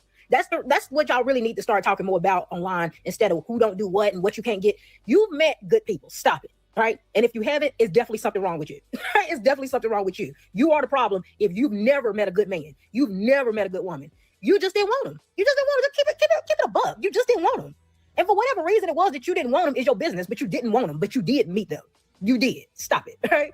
Like, I never get jealous when I see women get online and show the stuff that they man doing for them, because I look at said man and I know if I was put in a position for said man, I wouldn't have wanted him. I wouldn't have wanted him. So there's no way for me to be jealous of what he's doing when I know that I would have passed on him. I would have passed on him. And that's just the truth. Most of the time, the people who gonna treat you right, you just don't be wanting them. And I don't know what it is to that, but that's a real thing. It's a real thing. I'm not exempt from it. I'm sure some men who done met me and they was like, dang, she's such a dope girl, da da da. But if for whatever reason, they didn't like me. It is what it is. That's life. But we gotta stop sitting up here acting like you never met good people. You never met a good man, never met a good one. Yeah, you did. You just didn't want them. Hitting the wall was a very real thing. I never argued with Kevin Samuels about that, because the reality is the older you get, the worse your options get. So by the time you get to said age and you look around and you realize what you're left with to choose from, and you realize it is either going to be you dealing with somebody who you don't find to be attractive, somebody who come with a bunch of baggage, who got a bunch of problems, divorcees, bunch of kids. See, you know what the issue is with ladies, right? They place value. Because I'll be honest, Dana, she's around 37, right? But ladies, they place value on their age that they are now. I thought this girl didn't want to deal with men anyway, from what I understand on the shit that she used to say. I mean, she says this stuff, you know, y'all crazy, you need to, you know, all the normal stuff, I guess, when it comes to women. So she don't date or anything. I remember seeing her way back when in her apartment. She was happy. She don't want no man. She don't need no man, blah, blah, blah. She got a dog or something. At least she had one. And then she looked, it was a nice apartment or something, some high-rise condo or something like that. So, all right. So Kevin Samuels was right, but I feel like she's been saying that for a while. Or was she not saying that? Maybe I'm confused. Not thinking they're close by the point of no return. And they don't realize it, right? Because after this video, I'm going to show another girl who doesn't realize it. But that's what happens to ladies. And they end up in that same cycle, right? You end up in a wash cycle of a lady that's 45, 50. The wrinkles start coming in. What men are talking about, that's hitting the wall. A lot of ladies will not be there, right? But that makeup, that fake up, when it's not on, it exposes. And that's when hearts break. And I'll be honest, men don't want to see that for you, but I understand how it is. Like when she explained, sometimes you don't want the girl. I've been in that situation, but it's like, so those guys, so true. So what happens? Ladies end up only for the long haul. This before. It was a 40-year-old man, and he told me once you turn 30, nobody's gonna want you anymore. Mind you, I was 21 when he was telling me this. And he said, once you turn 30, nobody's gonna want you anymore, and that women age like milk. And in that same breath, he said, if a man ever messes up with you, you shouldn't immediately leave him. You should give him some time. So my question was, if I start dating at 20, Why would I stay with a man for 3, 4, 5 years? Wouldn't that waste the 10 years that I got to date until everybody kicks me to the curb? Mind you, that man looked like a pregnant caterpillar. I swear to God, that had to be the dumbest man I've ever talked to in my life. And that man was 40 with 2 daughters and was in the way of getting divorced. That's the major issue, right? What happens with ladies? I doubt that a coworker said nobody's going to want you, right? Because guys, I was gonna say, if somebody told her that she never needed to. Why do y'all listen to these fucking people anyway? Women should not be listening to fucking men anyway. Because y'all say some dumb ass shit. I'm gonna say it and I'm gonna mean it. You say some dumb ass shit. And vice fucking versa. Everybody listen to the wrong people, listen to people you don't even know, listen to people on the damn internet. Nobody is going to want you. That is not fucking true. Just because you're like the magic age and then everything falls the fuck off. No one likes you if you have a horrible personality. If you are a horrible person, if you're not kind, if you're not nice, if you are a user, if you are rude, if you are think that you're all the way up here when you're really not. If you think you're better than everybody else, if you look down on men, that's why people don't want you. It's not because you turn 30. It's not because you have wrinkles. It maybe I'll grant y'all if you have a bunch of kids. That I understand, child. I would understand that in a heartbeat, okay? Maybe that. For real. Single mama-ism. But y'all don't want to listen to nobody about that. But the rest of it, 30 doesn't automatically mean shit, okay? It just means that you're running into the next fucking decade. That's all the fuck that means. If you're going to be a biatch at 20 and a biatch at 30 and a biatch at 40, that's why you don't have a man. If you're looking for, child who? Give me a famous man, child. I don't know. I don't even know. If you're looking for some famous rich man, like these dumbass basketball players that keep getting these same hoes pregnant, if that's what you're waiting for and you're looking for, that might be the issue. You're looking for money. You're putting money above everything. You're seeking money because you don't want to work. Idris, thank you, boo. If you think that you're going to get Idris Elba, you're an idiot. The odds are you're not. So if that's all you're attaining to, that's why you don't have a man. That's why you don't have a relationship. Michael B. Jordan. I don't know about Billy D. Straight Panther. Michael B. Jordan. That's the reason why. Stop listening to these people that don't know what the fuck they're talking about. I don't care what y'all say. If you are a kind person, you are a nice person, you're not a braggadocious person. You know how to treat people. Shout out to grandmothers that used to say, treat people how you want to be treated. And you're not searching for money. And you are able to treat someone kindly and they are doing the same to you, then you can find a relationship. If that's not what you're doing, you're not looking for one. You're looking for a freaking come up. You're looking for someone to take care of you. And that's why you can't find a man. I'm talking to women. That's why you can't find a man. It's not because you're 30. It's not because you 40. And it's not because you're 50. It's because the odds are you're a biatch at the end of the day. Say what you want. Want a girl, like say, even when they're 40, guys will still want them, right? Exactly. But this is what she may not realize. Or he could have said it and she don't remember. But that's the age of epiphany age at 30. Men are still going to want you. But the better time for you to have kids is in your younger years, right?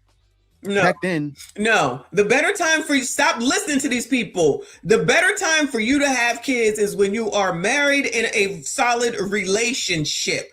That is the better time to have kids. Don't be rushing these people to have kids. The last people that need to be having fucking kids are people that need their parents to go with them on a fucking interview. These people got too much to freaking grow up and learn. And clearly their parents are not, the parents are not teaching them. No, do not rush to, don't listen to these niggas. Do not rush to have fucking kids. Sheesh, marriage doesn't mean anything. If you're still looking for people, like I said originally, you're right, it doesn't. But if you're looking for people with the things that I said, and you're looking for someone and you get to know them, mind you, you don't fuck them 5 minutes after you meet them and then you get pregnant. No, that's probably not going to work. You need to be able to hold the fuck out. You need to be able to get to know that person. You need to be able to get to know their damn life so you can see what the hell your life is going to be like if you get with them. If you're not seeing their family life, if you're not getting to know their family, if you're not getting to know how they grew up, then you'll be surprised later on and it'll be all your damn fault. That is your responsibility. But y'all too busy trying to fuck everybody on the first night because you think that that's what's going to hold on to them. That's never going to work. I don't want to hear about I had sex with my husband on the first night and we married now. Fuck y'all. That is not the damn norm. We are talking about the majority. The majority of the damn time, don't fucking fuck on the first damn date if you're trying to be with someone for long term. If you want to be a hoe, be a hoe. But if you stop listening to these bitches telling you to have a fucking hoe phase, stop listening to them. You don't need a fucking hoe phase. That's stupid. So you think that you need to be run up in 55 million times and then you're going to sit up here and say, oh my God, I'm so pristine. No, you're a whore. That is what it is. And then you on this internet telling everybody about it. Stop doing that shit too. Oh my God, I'm sick of all these biatches. Somebody would lock down a man, get married, because the best time to have kids is in your younger years. What's happening nowadays, girls are playing catch up. And I feel bad about it because so many. Don't listen to this man. Don't feel bad about it. And it's not true. Don't be rushing to have no damn kids. I heard somebody's video start off about some girl 23 years old and got 3 damn kids, child. Oh, she was young too. No, and I know I had kids young, okay? But guess what? I was in a relationship and I knew I was getting married. And I vetted his fucking family. Y'all don't listen to me, child. Keep doing what y'all doing so y'all can keep talking. We got content. It's like the dating pool with the men right now here are trash. I actually had a friend tell me directly that it's so easy for him to get a woman to want to be with him just by being a decent guy and treating her like a human, simply because the men that women are dating are so bad that when they come across a decent guy, they want to hold on to him. Notice how the men saying this didn't put the blame on the women, but they put the blame on the men. No, it's not on the men. And I don't know you. Maybe you're just saying that because men know, right? Or it could be one of those guys who don't understand what's happening in society, right? Because you look at this video alone, look at the first person. Dana Day knows, she knows, you still don't know, right? That's the issue. You still don't realize what ladies are doing is they're choosing unwisely. We're at the point now where y'all should have followed what happened in the olden days, but we're here and this is what's happening. And we're dealing with the Y'all should have followed what happened in the olden days. You don't have to be even saying that it's the fucking olden days. It's the common sense days. It is just the common sense of it all. If you're going to be a whore, why do you think that you're going to freaking find Idris Elba, as we was saying? Why would Idris want a whore when he can have whoever he wants to? Y'all sitting up here still talking about all these fucking standards that you have. He got to be 6 feet. He got to have 6 inches. He got to have 6 figures. Child, y'all don't even know which 6 figure you want. Y'all still out here talking about 50-50, bringing shit to the table. Those are the people that you need to stay away from. Those are the absolute people that you need to stay away from. Stop listening to those people. They don't know what they're talking about. They're full of shit. Child. headache, right? We're dealing with the headache. And this is why guys aren't choosing in the West. This is exactly why I left. There was no hope. I didn't see it. Though they believe they are good guys, they are just treating women that they're dating as decent human beings. And just by being a decent, not phenomenal, not grandiose, not great boyfriend, partner, whatever, treating a woman with basic bare minimum respect gets them more play than they anticipated, simply because they don't treat women like the bottom of their shoe. They don't treat women like they hate them. They treat those women that they're engaging with like they care about their well-being as people. I think the men don't believe women when they speak on their dating experience. I don't know what this girl's talking about. Moving on, because I don't even know. Oh, Lord help your people. I ain't gonna say nothing, girl. Is that the same girl? Wow. Man, hold on. Is this the same girl? What is going on with this hair, child? This already, and I was right. I made a video referencing another video that was made by a man saying that it's very easy for him to get play because men set the standard so low for women that just being a decent person, a decent human, treating women like people, it's him mad attention. And in the comments, it's easy for men to get women because y'all are whores.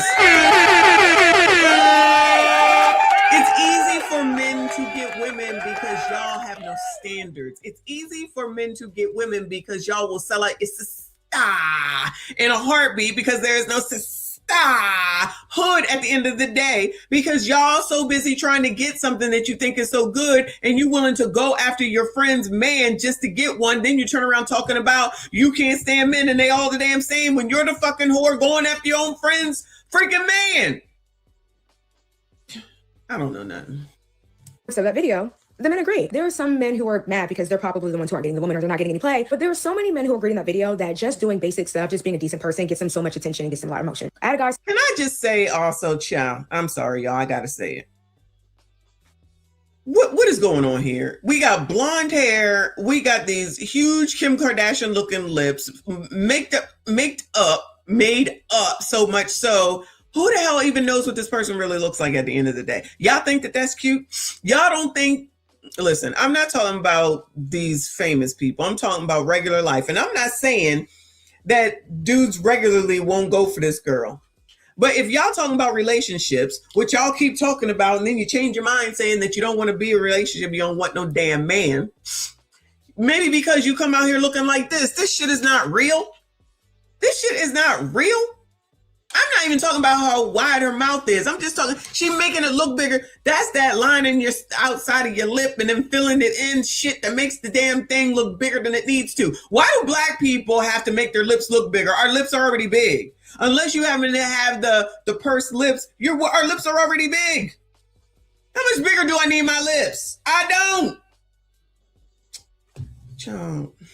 Say that bringing flowers on the first date got him mad praise. Other guy said just talking to a woman and being considerate and thoughtful and checking on her mental health gets him a lot of attention. Another guy said that he's not even dating right now, but every time he checks the pool, it's very easy for him to get like a roster because other men set the bar so low. Another man said, please go read the comments in my last video, that it's very easy to just get a woman or it's easy because men aren't talking. She doesn't understand what's happening in the date market. Men have given up. Men are saying no more. It's like everybody's in La La Land. Y'all, that shit is not true, okay? That's what they say on the fucking internet. That's what they say on YouTube. The shit is not true, for the most part. I know everybody thinks everything that they hear on fucking YouTube is the truth, and what you see on these stupid-ass panels is the truth. It is not the truth. You can find normal men that are normally here that are normal. You can. It's possible, okay? But if you want to sit here and take this dumbass shit that you learn on the internet out into the real world, people will get fucking turned off and say, what the fuck is wrong with you? Or you come out here looking like, look, I got nails. Wait, look how long them damn nails are. Child, whatever. Let me like this video, child. Go on, girl. Seriously, right? Because you got people that sit around and say, oh, don't believe what's happening on the internet. No, these things are happening in real life. I say, listen, the majority is not like what you hear on this damn internet. I don't care what nobody says. I don't care what nobody says. He can say whatever he wants. I'm telling you, it's not true. Of course. Say if you live in a certain area, maybe in that area, things go down. Like, for instance, if you live in Philadelphia, guys don't mind talking to girls in Philadelphia, right? Especially in the hood. If you go to Queens and the whole New York, guys may not mind as much talking to girls there. But in all the little outer skirts, that dead, little spots and pockets, dead. You have to understand, men have given up. To date women just because other men that's not true. Other men make it so easy to outdo them by them simply not doing the bare minimum. So what have we learned today here, folks? It's funny because the naysayers in that video were saying that I was making it up. What I've learned here is that y'all still wasting your time on the internet listening to people and then taking that into your real damn life instead of getting up off the damn internet and going and living your fucking life and getting out there and getting to know people, being a normal person, not trying to act like you fucking looking for Idris Elba, not acting like your shit don't stink, not sitting up here looking like Janice from the fucking Muppets, and just being a normal fucking person and stop thinking that you're over anybody and being fucking braggadocious. That's the problem. That's the problem. Child, I cannot. Why is because if you don't see what all value I bring to the table, if any at all, then that means that you don't see me as someone. Stop sitting in the damn car talking to the phone and putting it on the internet. That's y'all's problem. That's y'all's problem. That's worth it or valuable to you. And it's funny because I recently saw a TikTok of another guy talking about this where he says like when guys buy like Nike shoes, like they don't get the Nike shoes and bring it to the register and say like, what value do these shoes bring to my life? Like, why should I buy these right now? You know, they don't ask. No, we don't ask what value Nike brings to our life because Nike is an established brand that has a reputation of being good quality. What's Nike got I must have totally missed it. Don't be talking about Nike. At a decent price. Brother, we don't know y'all. When we are going on a date and we ask what value do you bring to the table, it's not supposed to be an offensive question. We don't know you. Real talk. We're trying to figure that out. For you to compare yourself to Nike would mean that he should already know what value you bring based on your reputation. But if we don't know you, how are we supposed to know that? This goes back to like women thinking mind readers. Like, so listen, it's hard for me to listen to the cackling at this point. It's hard for me to listen to the cackling at this point. So I'm assuming that she said that she has the same value as Nike. Again, first problem is you run off at the mouth in front of a camera and you posting it. And then you think these people don't see that shit. The second problem is that if he's trying to ask you questions to get to know you, you can't be offensive because I just said you got to get to know somebody. But y'all too busy being whores, listening to shit on the internet. Why are y'all so horny? I mean, why can't y'all control it? I understand you young. I get it. Why can't y'all control yourselves? Why can't y'all wait at least 30 fucking days? I'm not even saying 90. Like, see, maybe Steve Harvey was right. I don't care what y'all say. These biatches need to go find Steve Harvey's book and wait 90 damn days. Because, child, I'm so sick of y'all all upset because somebody pumped and dumped your ass and you have total control over that. Child, women control men whether they want to believe it or not. I don't care. These biatches don't know how to do it. And they ain't trying to hear because they too busy listening to shit on the internet with people they don't even know.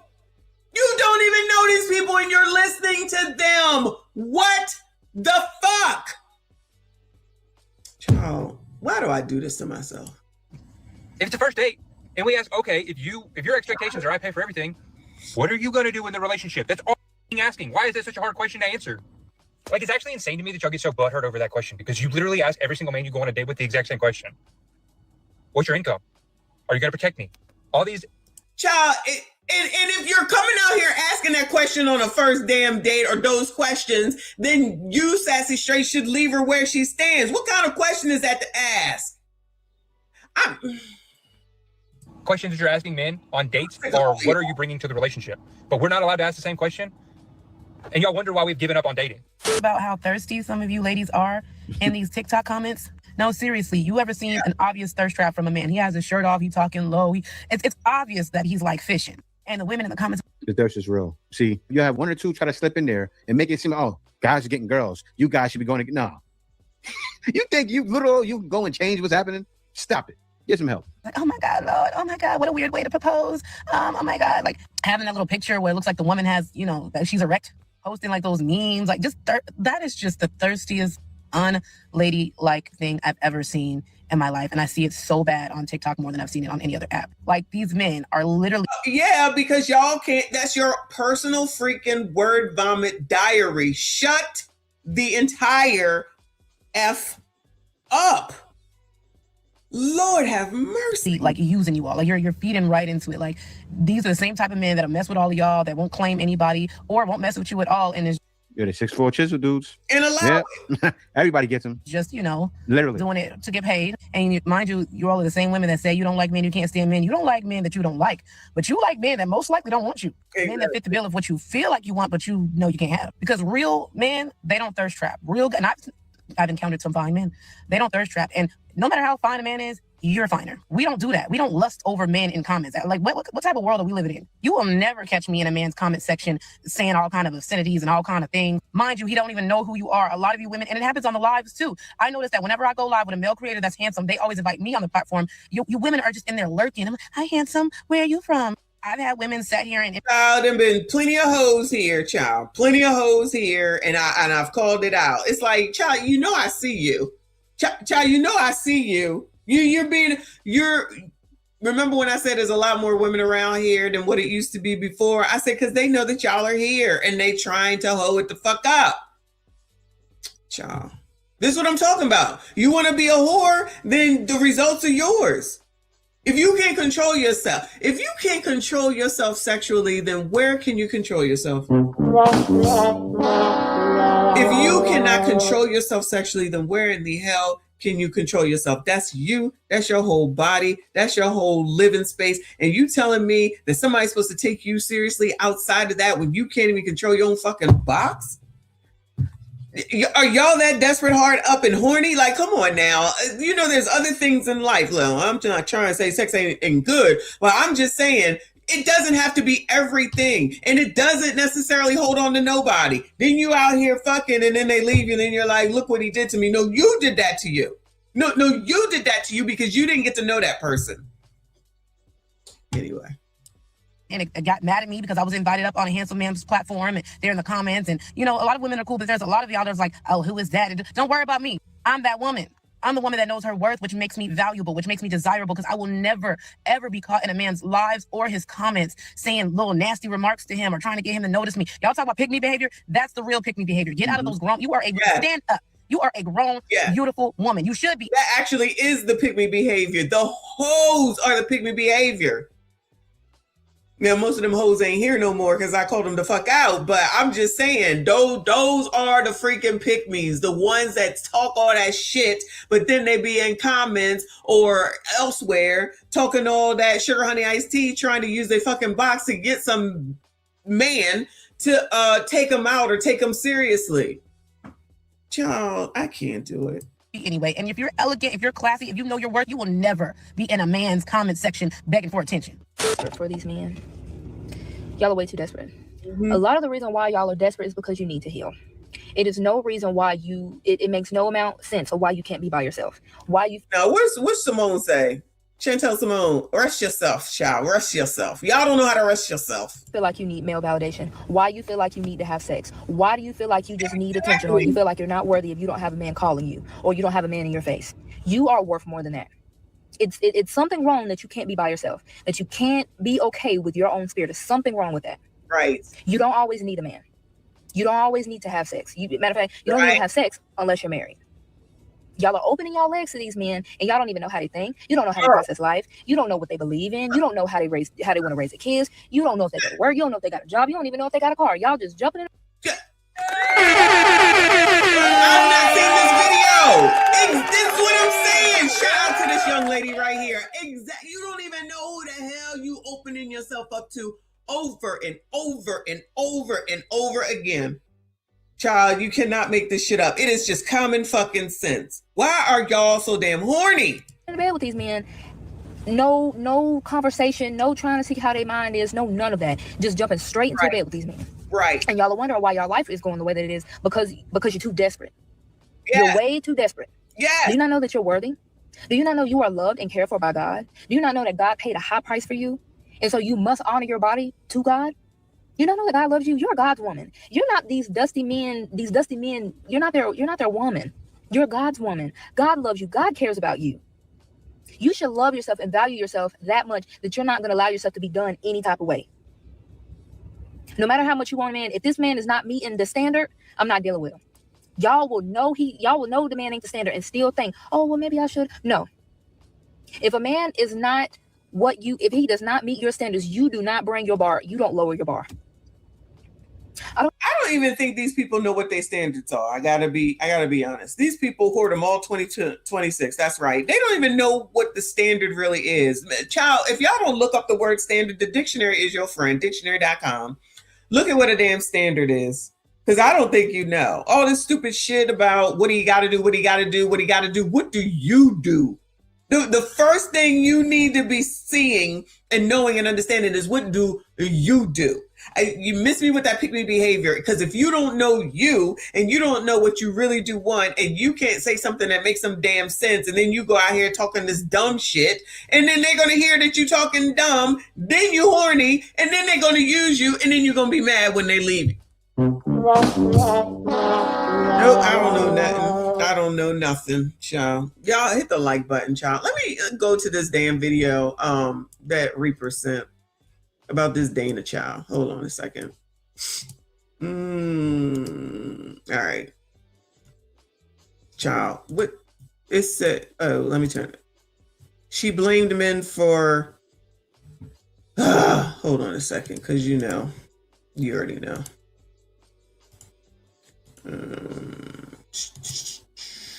This one, yeah. She blamed men her age for being single at 40. Then this happened. She blamed like she did blame men, but I feel like she was like taking care of herself or something. This is that Dana Dane girl, or whatever her name is, Dana. Single at my age didn't come from bad decision making, stupid. Mind y'all, fellas, this woman gets online, talks all that shit about herself and other women and sometimes other men, and she used to look like this. Like, remember how in this video when she said that back in her 20s, right, all the men were players and there were no good men to pick from? They wasn't picking you anyway, sis, in your 20s, because in your 20s, you was big as a fucking house. There's no way that tape made y'all that mad. Y'all pulling up 20-year-old. Listen, the center of what he said. Okay, I'll give it to you, right? I've never looked Dana up what she looked like fucking 15 years ago. I never had a reason to. Ain't nothing she said ever made me that mad. Bro went deep. With that being said, before I go on this rant, I need y'all to understand something. This is me I had to be 15, 16. I was always a taller gentleman. You can't see it through the big baggy shirt. This is back in the 1800s. I already had muscle. I was 17 in this picture. Already, had a little upper chest, little arm gains going. You understand me? This is in 2016. So by the age of 22, I was already having, my way physically. Like, I know people get online and lie to you. Oh, women don't like muscles. I promise you they do. I've been muscular for a very long time. I'm 31 now. This is when I was, selling out shirts on this. I had already started my YouTube shit, my social media shit. I had the social media motion and the money motion. I was selling out, shirt sales and all that. I was in a committed monogamous relationship though. I got married early. And I remember in that video where Dana was like, hey, all the good looking men who had the options was out here being hoes, essentially, right? They were doing what good looking men do. All the ugly niggas got married. I said, well, damn. Ouch, Dana, damn. We were just out here in love and shit. I was just in love. I was never a nigga who was like, oh, the black girls ain't fuck with me. The girls ain't fuck with me until the girls was fucking with me, man. I was just a relationship guy, right? Some of us, anyway. But there are some things he said in that video. Yes, there are some men that are relationship men, and that don't make them simps. I don't care what y'all say. And then there's the rest of y'all, okay? So clearly he was a relationship person.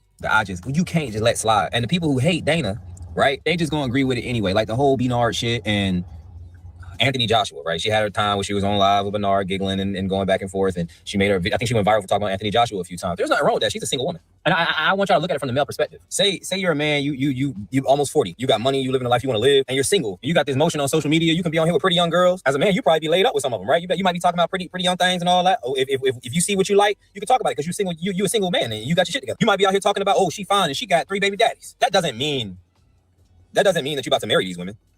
So like Dana being a single woman and having fun with single men who she finds attractive and she says she's celibate, so she's not like sleeping around or anything. So like that's just her being a single woman. Also, Dana look good now. Man, pulling up pictures from 20 years ago is crazy. I understand the point, right? Because she was saying, well, when I was in my 20s, all the good looking men weren't checking for nobody because they was being hoes and doing this, that, and the third. Which she's right.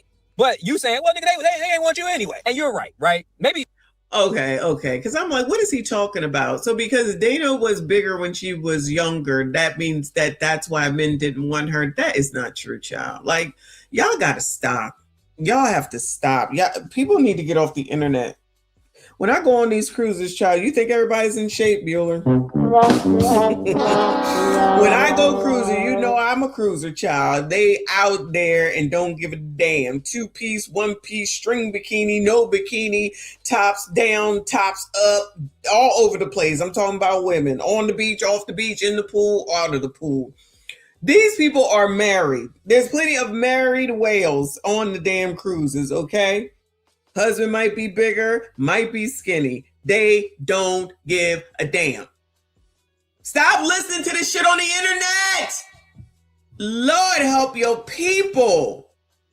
The internet is going to be the death of everybody, okay? Because, child, and how the hell does that dude know that that's the reason why she didn't get freaking men is because she was big? If she didn't get men, maybe it's because of her attitude, like I said earlier. Maybe it's because of how she acted, what her expectation was. Maybe because she was big, she was insecure or something like that. You know what I mean? She didn't not get a man because she was big specifically. There's plenty of dudes that, child, where's Prime? He loves BBWs. He loves BBWs. Unless we not act like there are not men that don't, y'all. Don't be trying to act like that is not true. Don't be trying to act like that's not true. Maybe. Because hell, I be on live, we be doing a little pop the balloon shit. A big girl come across the screen. We don't do big girls over here. I don't think that shit's attractive. I be like, woof, pop, on some funny shit. We just be having fun on live. And it's always 4-5 dude. Hold on now, I like mine 250. I like mine 300. So hey man, she really might be telling you from experience the story she telling. I'm just saying, just because you and I don't like them fat, don't mean that she wasn't dealing with no dudes that like big girls. Also, in that picture, like half her face was swollen. I think you got an unflattering picture and posted it as like, this is what she looked like all her 20s. I don't know. I just don't like to see y'all talk about things like, why ain't I? There's a lot of deflection going on here by John. And it's obviously because they're mutuals on TikTok. You know, there's an online relationship here. And he doesn't want to step on Dana's toes. But let's be for real. If this is what Dana looked like in her early years, we have to ask ourselves a couple questions. What? Because she started out the video by saying her being single wasn't because of her bad decisions. Well, is being overweight not a bad decision? For her to, if she's saying that her not getting a man is not because of her decisions, well, that's the problem right there. If she said that the reason why she was single, it's not her fault, basically, then that's the problem right there. That's it. It has nothing to do with her weight. It has nothing to do with anything else except her attitude. You gonna blame somebody else because of whatever it is that you was doing? That's on you. So y'all trying to tell me, just say that y'all really believe that no skinny dudes like bigger women. Let's just say that that's the truth when we know damn well that's not the truth. So you're telling me there was no fat men? Goodbye. So you're trying to tell me that there's no fat men that would like her because even if she was bigger, she ain't ugly still. So now we're trying to say that all bigger women are ugly? Is that what we're trying to say now? Can we act like we got some sense around here? Come on now. If she couldn't find a man in her 20s, when it's supposed to be the time that you can find more men than not, which is true, right? When you're younger, then it probably was her attitude because she said that it wasn't her fault. Sounds like attitude to me. That's on her. Maybe she thought she was all that, honestly. Ciao. It's not as simple as just make a bad decision. I know that better than anyone else, okay? I lived it. But you are the one choosing to eat at the end of the day. You know that being overweight is going to reduce your options in dating. That's just a fact. The bigger you are, the less attractive you are. That's just a fact. Now that's just a fact. Child, I'm over it now. Reba says she blames all men for being players, gay, and well, there you go. Then that's why. She's not taking no accountability. She's not seeing where she did anything wrong. You're the one that wants to be in the relationship, so you clearly was doing something wrong. So just blame all the men. That's the problem right there. That's the problem right there. Nate J said, I never had a problem with getting a man. I've been over 200 pounds for a long time. Ditto, child. Ditto. Because it's about your demeanor. It's about your attitude. It is about how you treat people and how you accept responsibility for what the fuck it is that you do. Talking about all these men was the problem and not her. I don't think it got shit to do with her being bigger. So that's a bad decision right there. And then you speak about the attractive men. That's not the aisle you should have been shopping in. I'm sorry to go ahead and say it. That was not your level. Now, Dana at 40 is a very, very attractive woman. But when she was in her 20s, she was not shopping at the attractive aisle. I am very, very sorry. So you clearly... So now that she's an attractive woman at 40 by what he's saying, and she still can't find a man now, what's the problem? Because she ain't fat. So now what's the problem? Anybody know, like, what is the problem now? Because she looked good. She was pretty back then. She was just bigger, okay? So now she's smaller, and now what? Now what's the problem? Had it inflated, so this thing, it decreases like their value as a human being. Not goodbye. See, I'm gonna have to start calling y'all out. Now it's her value as a human being. Is this what we saying? Child, if you MSDs don't get up off the internet. Okay, you made bad decisions in your dating life. Okay, like who's dead, bro? Like, the life is still good. You still enjoy your life?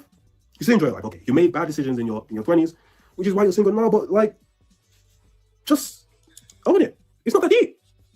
Like nobody thinks you're a bad person. So if they pull that picture out, how do they know how long it took before she was skinnier? Do they know all that? Or are they just saying, oh yeah, she was just fat all that time until we just started seeing her? Child, Joker said dudes was trying ish on Dana for recognizing a problem and doing something about it. Of course they were. That's why people need to get up off of the internet. Because that's just this small sector of place. In real life, it don't work that way. I'm telling you. In real life, if you get out into the world and stop being around these same dumbass people and stop listening to dumbass shit on the internet by people that you don't know what the hell they got going on because everybody is lying, then that's a you problem yet again. And it's your fault yet again. Stop listening to people on the internet. Lord help your people. Listen, nobody thinks that you don't have value. Nobody thinks you can't, do anything. You just made bad decisions in dating. It's one aspect of life. It's an important aspect. A lot of people, and I get it because it is an important aspect, just get so defensive. And you even see with like single moms as well. Like, just accept it, bro. Like, you messed up. That's all people can say. And where else are they gonna take it? It happens. Dana Dane missed one thing when she talked about why so many women over 35 are single, and these men that are offended thinking that it must be because we have too high a standard. No, it's because we had too low of a standard. Many of us have had men ever since we were 15, 16 years old. We was always in relationships, and what we realized is that our standards were too low. Many of us we've already done build a man. We've already gotten a man that we tried to invest in, we tried to believe in, whether or not he was rich, poor, blah, blah, blah. We done did all of that. Now, if it doesn't come with what it's supposed to have, we're not waiting for the accessories or the extra parts to be delivered. This shit is so typical. Now listen to that. Anybody interested in that? Anybody interested in that? One, again, running off at the mouth on the internet. And two, if you didn't had all these relationships and you didn't had all these men, sounds to me like you might be a hoe. I'm just saying, you said it, not me. And so you're saying that with all these relationships and all these men that you didn't had, nothing worked out, but it's not on you? That ain't what I'm hearing. I'm hearing it's on you. So with all these men and all these relationships, nothing worked out at all. Child, you didn't want it to work out. You didn't want it to work out. And that's why you're where you at. I don't care what nobody's saying. This is what they do though, right? They give the worst men everything and they don't got nothing for the good man. This is why they say nice men finish last. I think even that's delusional because the way they tell it, they've never had a good man. That mean good man, they never had shit. And even when you finally get there, you got to work even harder after being last already anyways. Imagine that. If you got so much to give to men who don't care, what do you have for men who do? Not a damn thing. They making excuses like anybody care about how dumb y'all was for niggas. They don't got nothing to do with us. This is why I'm glad I'm not a sore loser because we finished last, but to other men, you can't hate on them. If we do the 100-meter dash and niggas can start at the 50 and the women accept it, that's just what it is.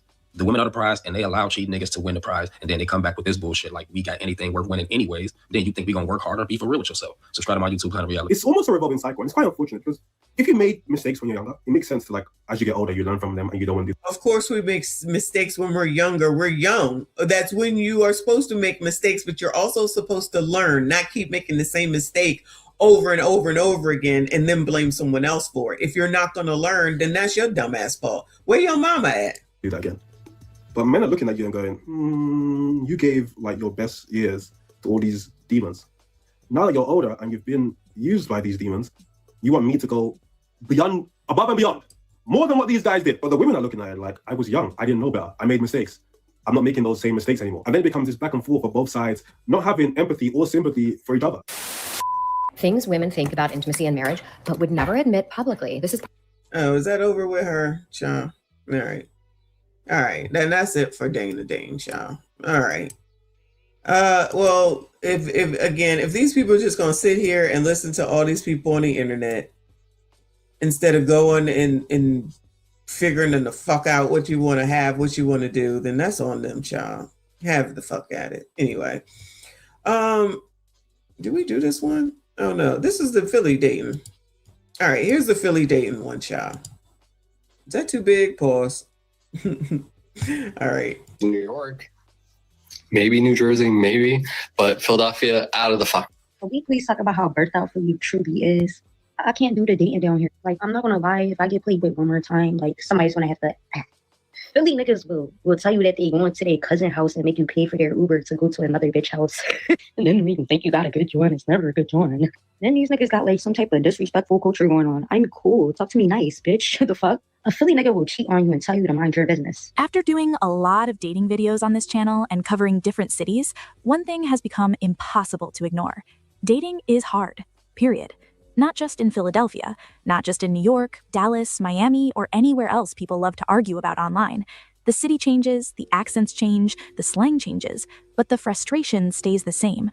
So yes, today we're talking about Philly because the stories coming out of here are loud, specific, and relatable.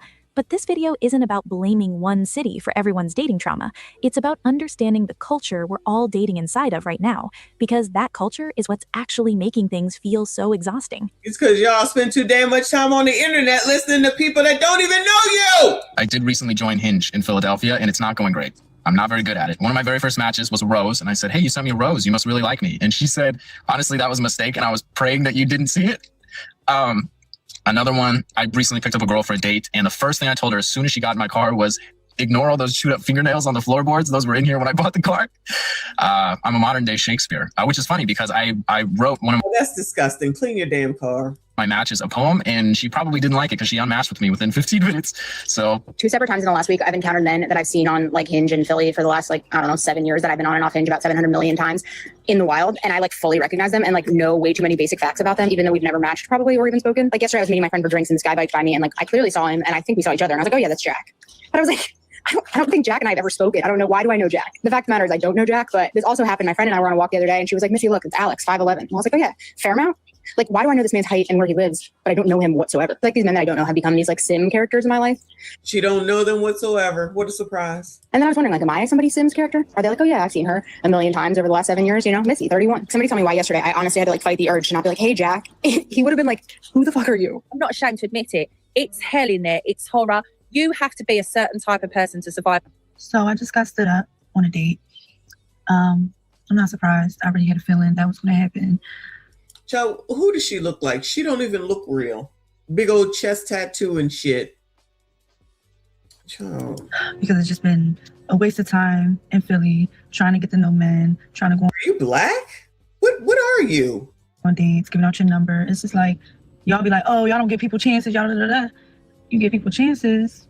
They waste your time. I think now it's just an ego boost to certain men to see oh, let me see if I can get this beautiful woman. Let me see if I can bag her. And that'd be it. That's it for you. That's enough. You text a couple days and then that'd be it. I don't know. I'm tired. Get me the fuck out of Philly, please, because these men here are trash. Dating in Philly. So can we talk about how everybody here is baby dad? Almost just about, I would say 80-20, right? That 20% probably really 10%. Because the other 10% is probably, play for the other side of the team on the DL or just willingly play for the other side of the team. So those 10%ers is the only pool that you really got. But can we talk about it? Can we really chat for real? So it just baffles me that y'all really don't want a quote unquote commitment, but y'all having kids by any and everybody and then love talking about your baby mom like she's crazy. What did you do to make her crazy, bro? Can we take some accountability here? She really wanted to be. Another one just out here running off at the mouth. They ain't even none of her damn business, but she running off at the mouth. Be with you, and you wasn't on that. Bro, now you gotta step up to the plate. You knew she was crazy before the baby, book. But you still want to mess with her. Can we talk about it? Good day.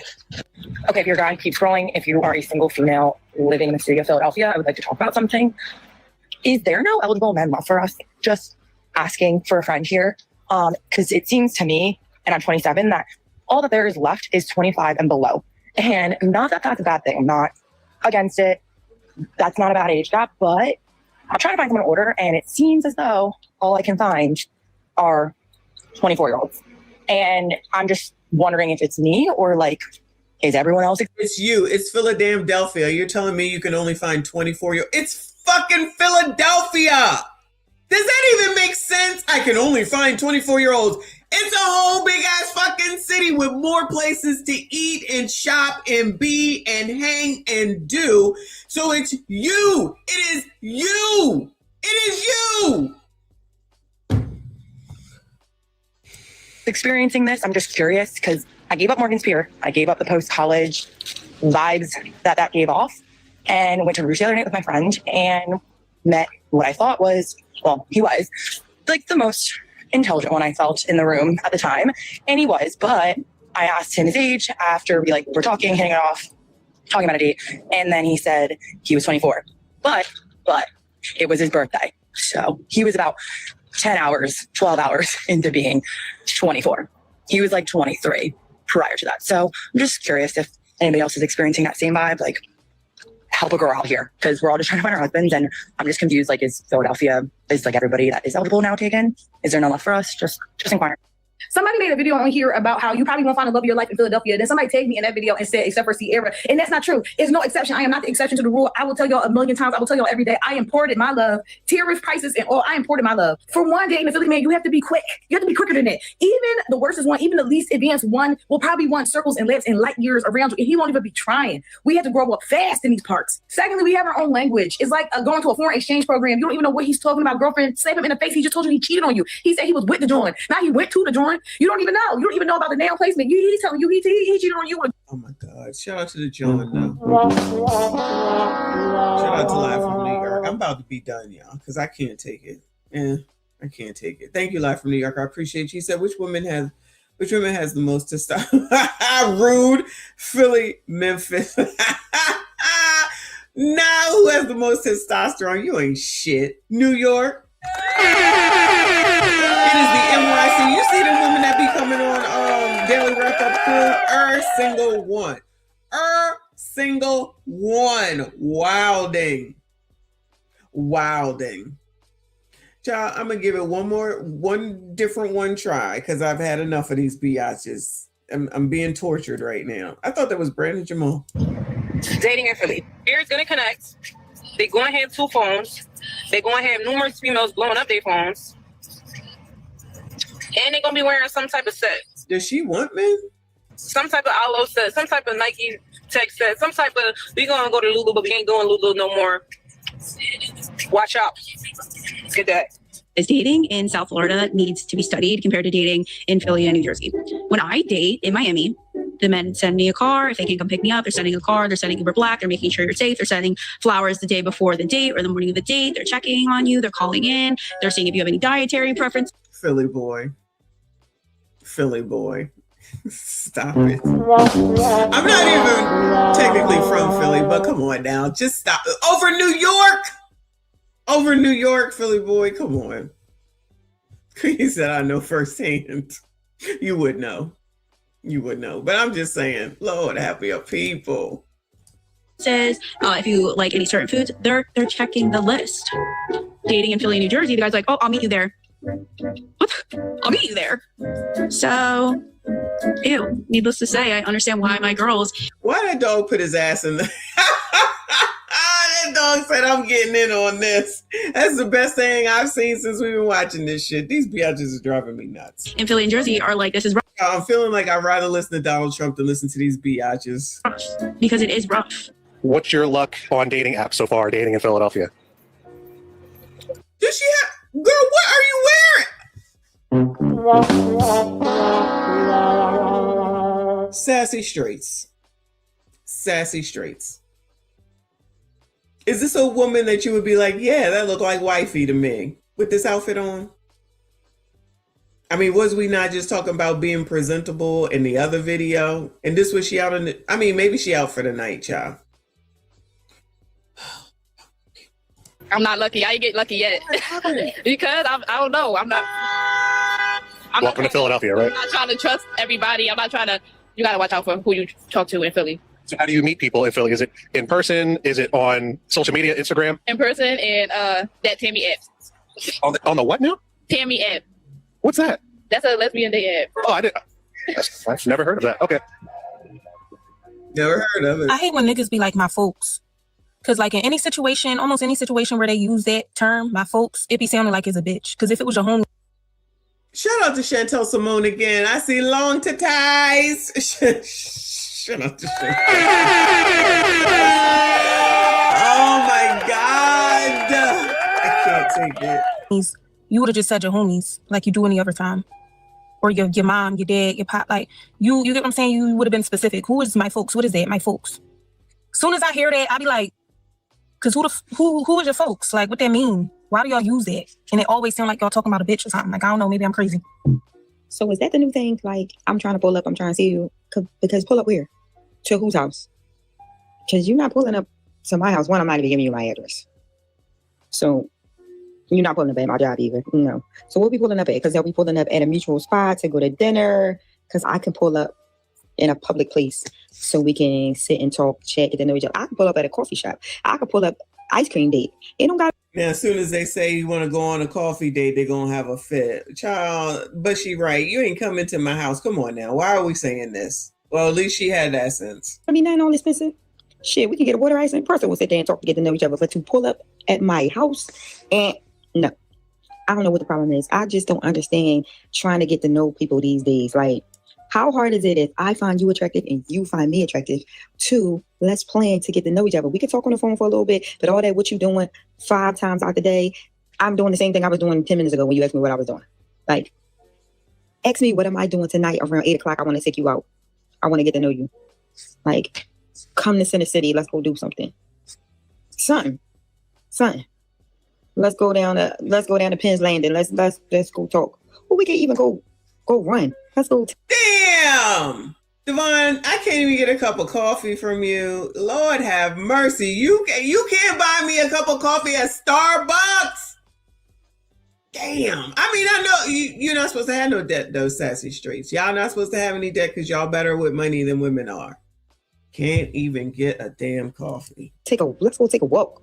Like, but to pull up at my house, yeah, where's y'all getting that from? In this day and age, if I really don't know you like that, why do you think I want you to know my address? Baby steps. What people describe in Philly feels intense because the disrespect is so normalized. Child, I don't even want to hear it. I've had enough. I can't do it. That's all I got. I can't even get to Anton and Mika because they have exhausted me. I see why I don't do this often, because they have exhausted me. And I have so many more videos to show. It's been 2.5 hours, y'all. I'm done. I gotta lay down. I gotta get me my snack before bed and lay down. Thankfully, I have no clothes to fold. Praise the Lord. Oh my God. Shout out to y'all if you hung in there, child.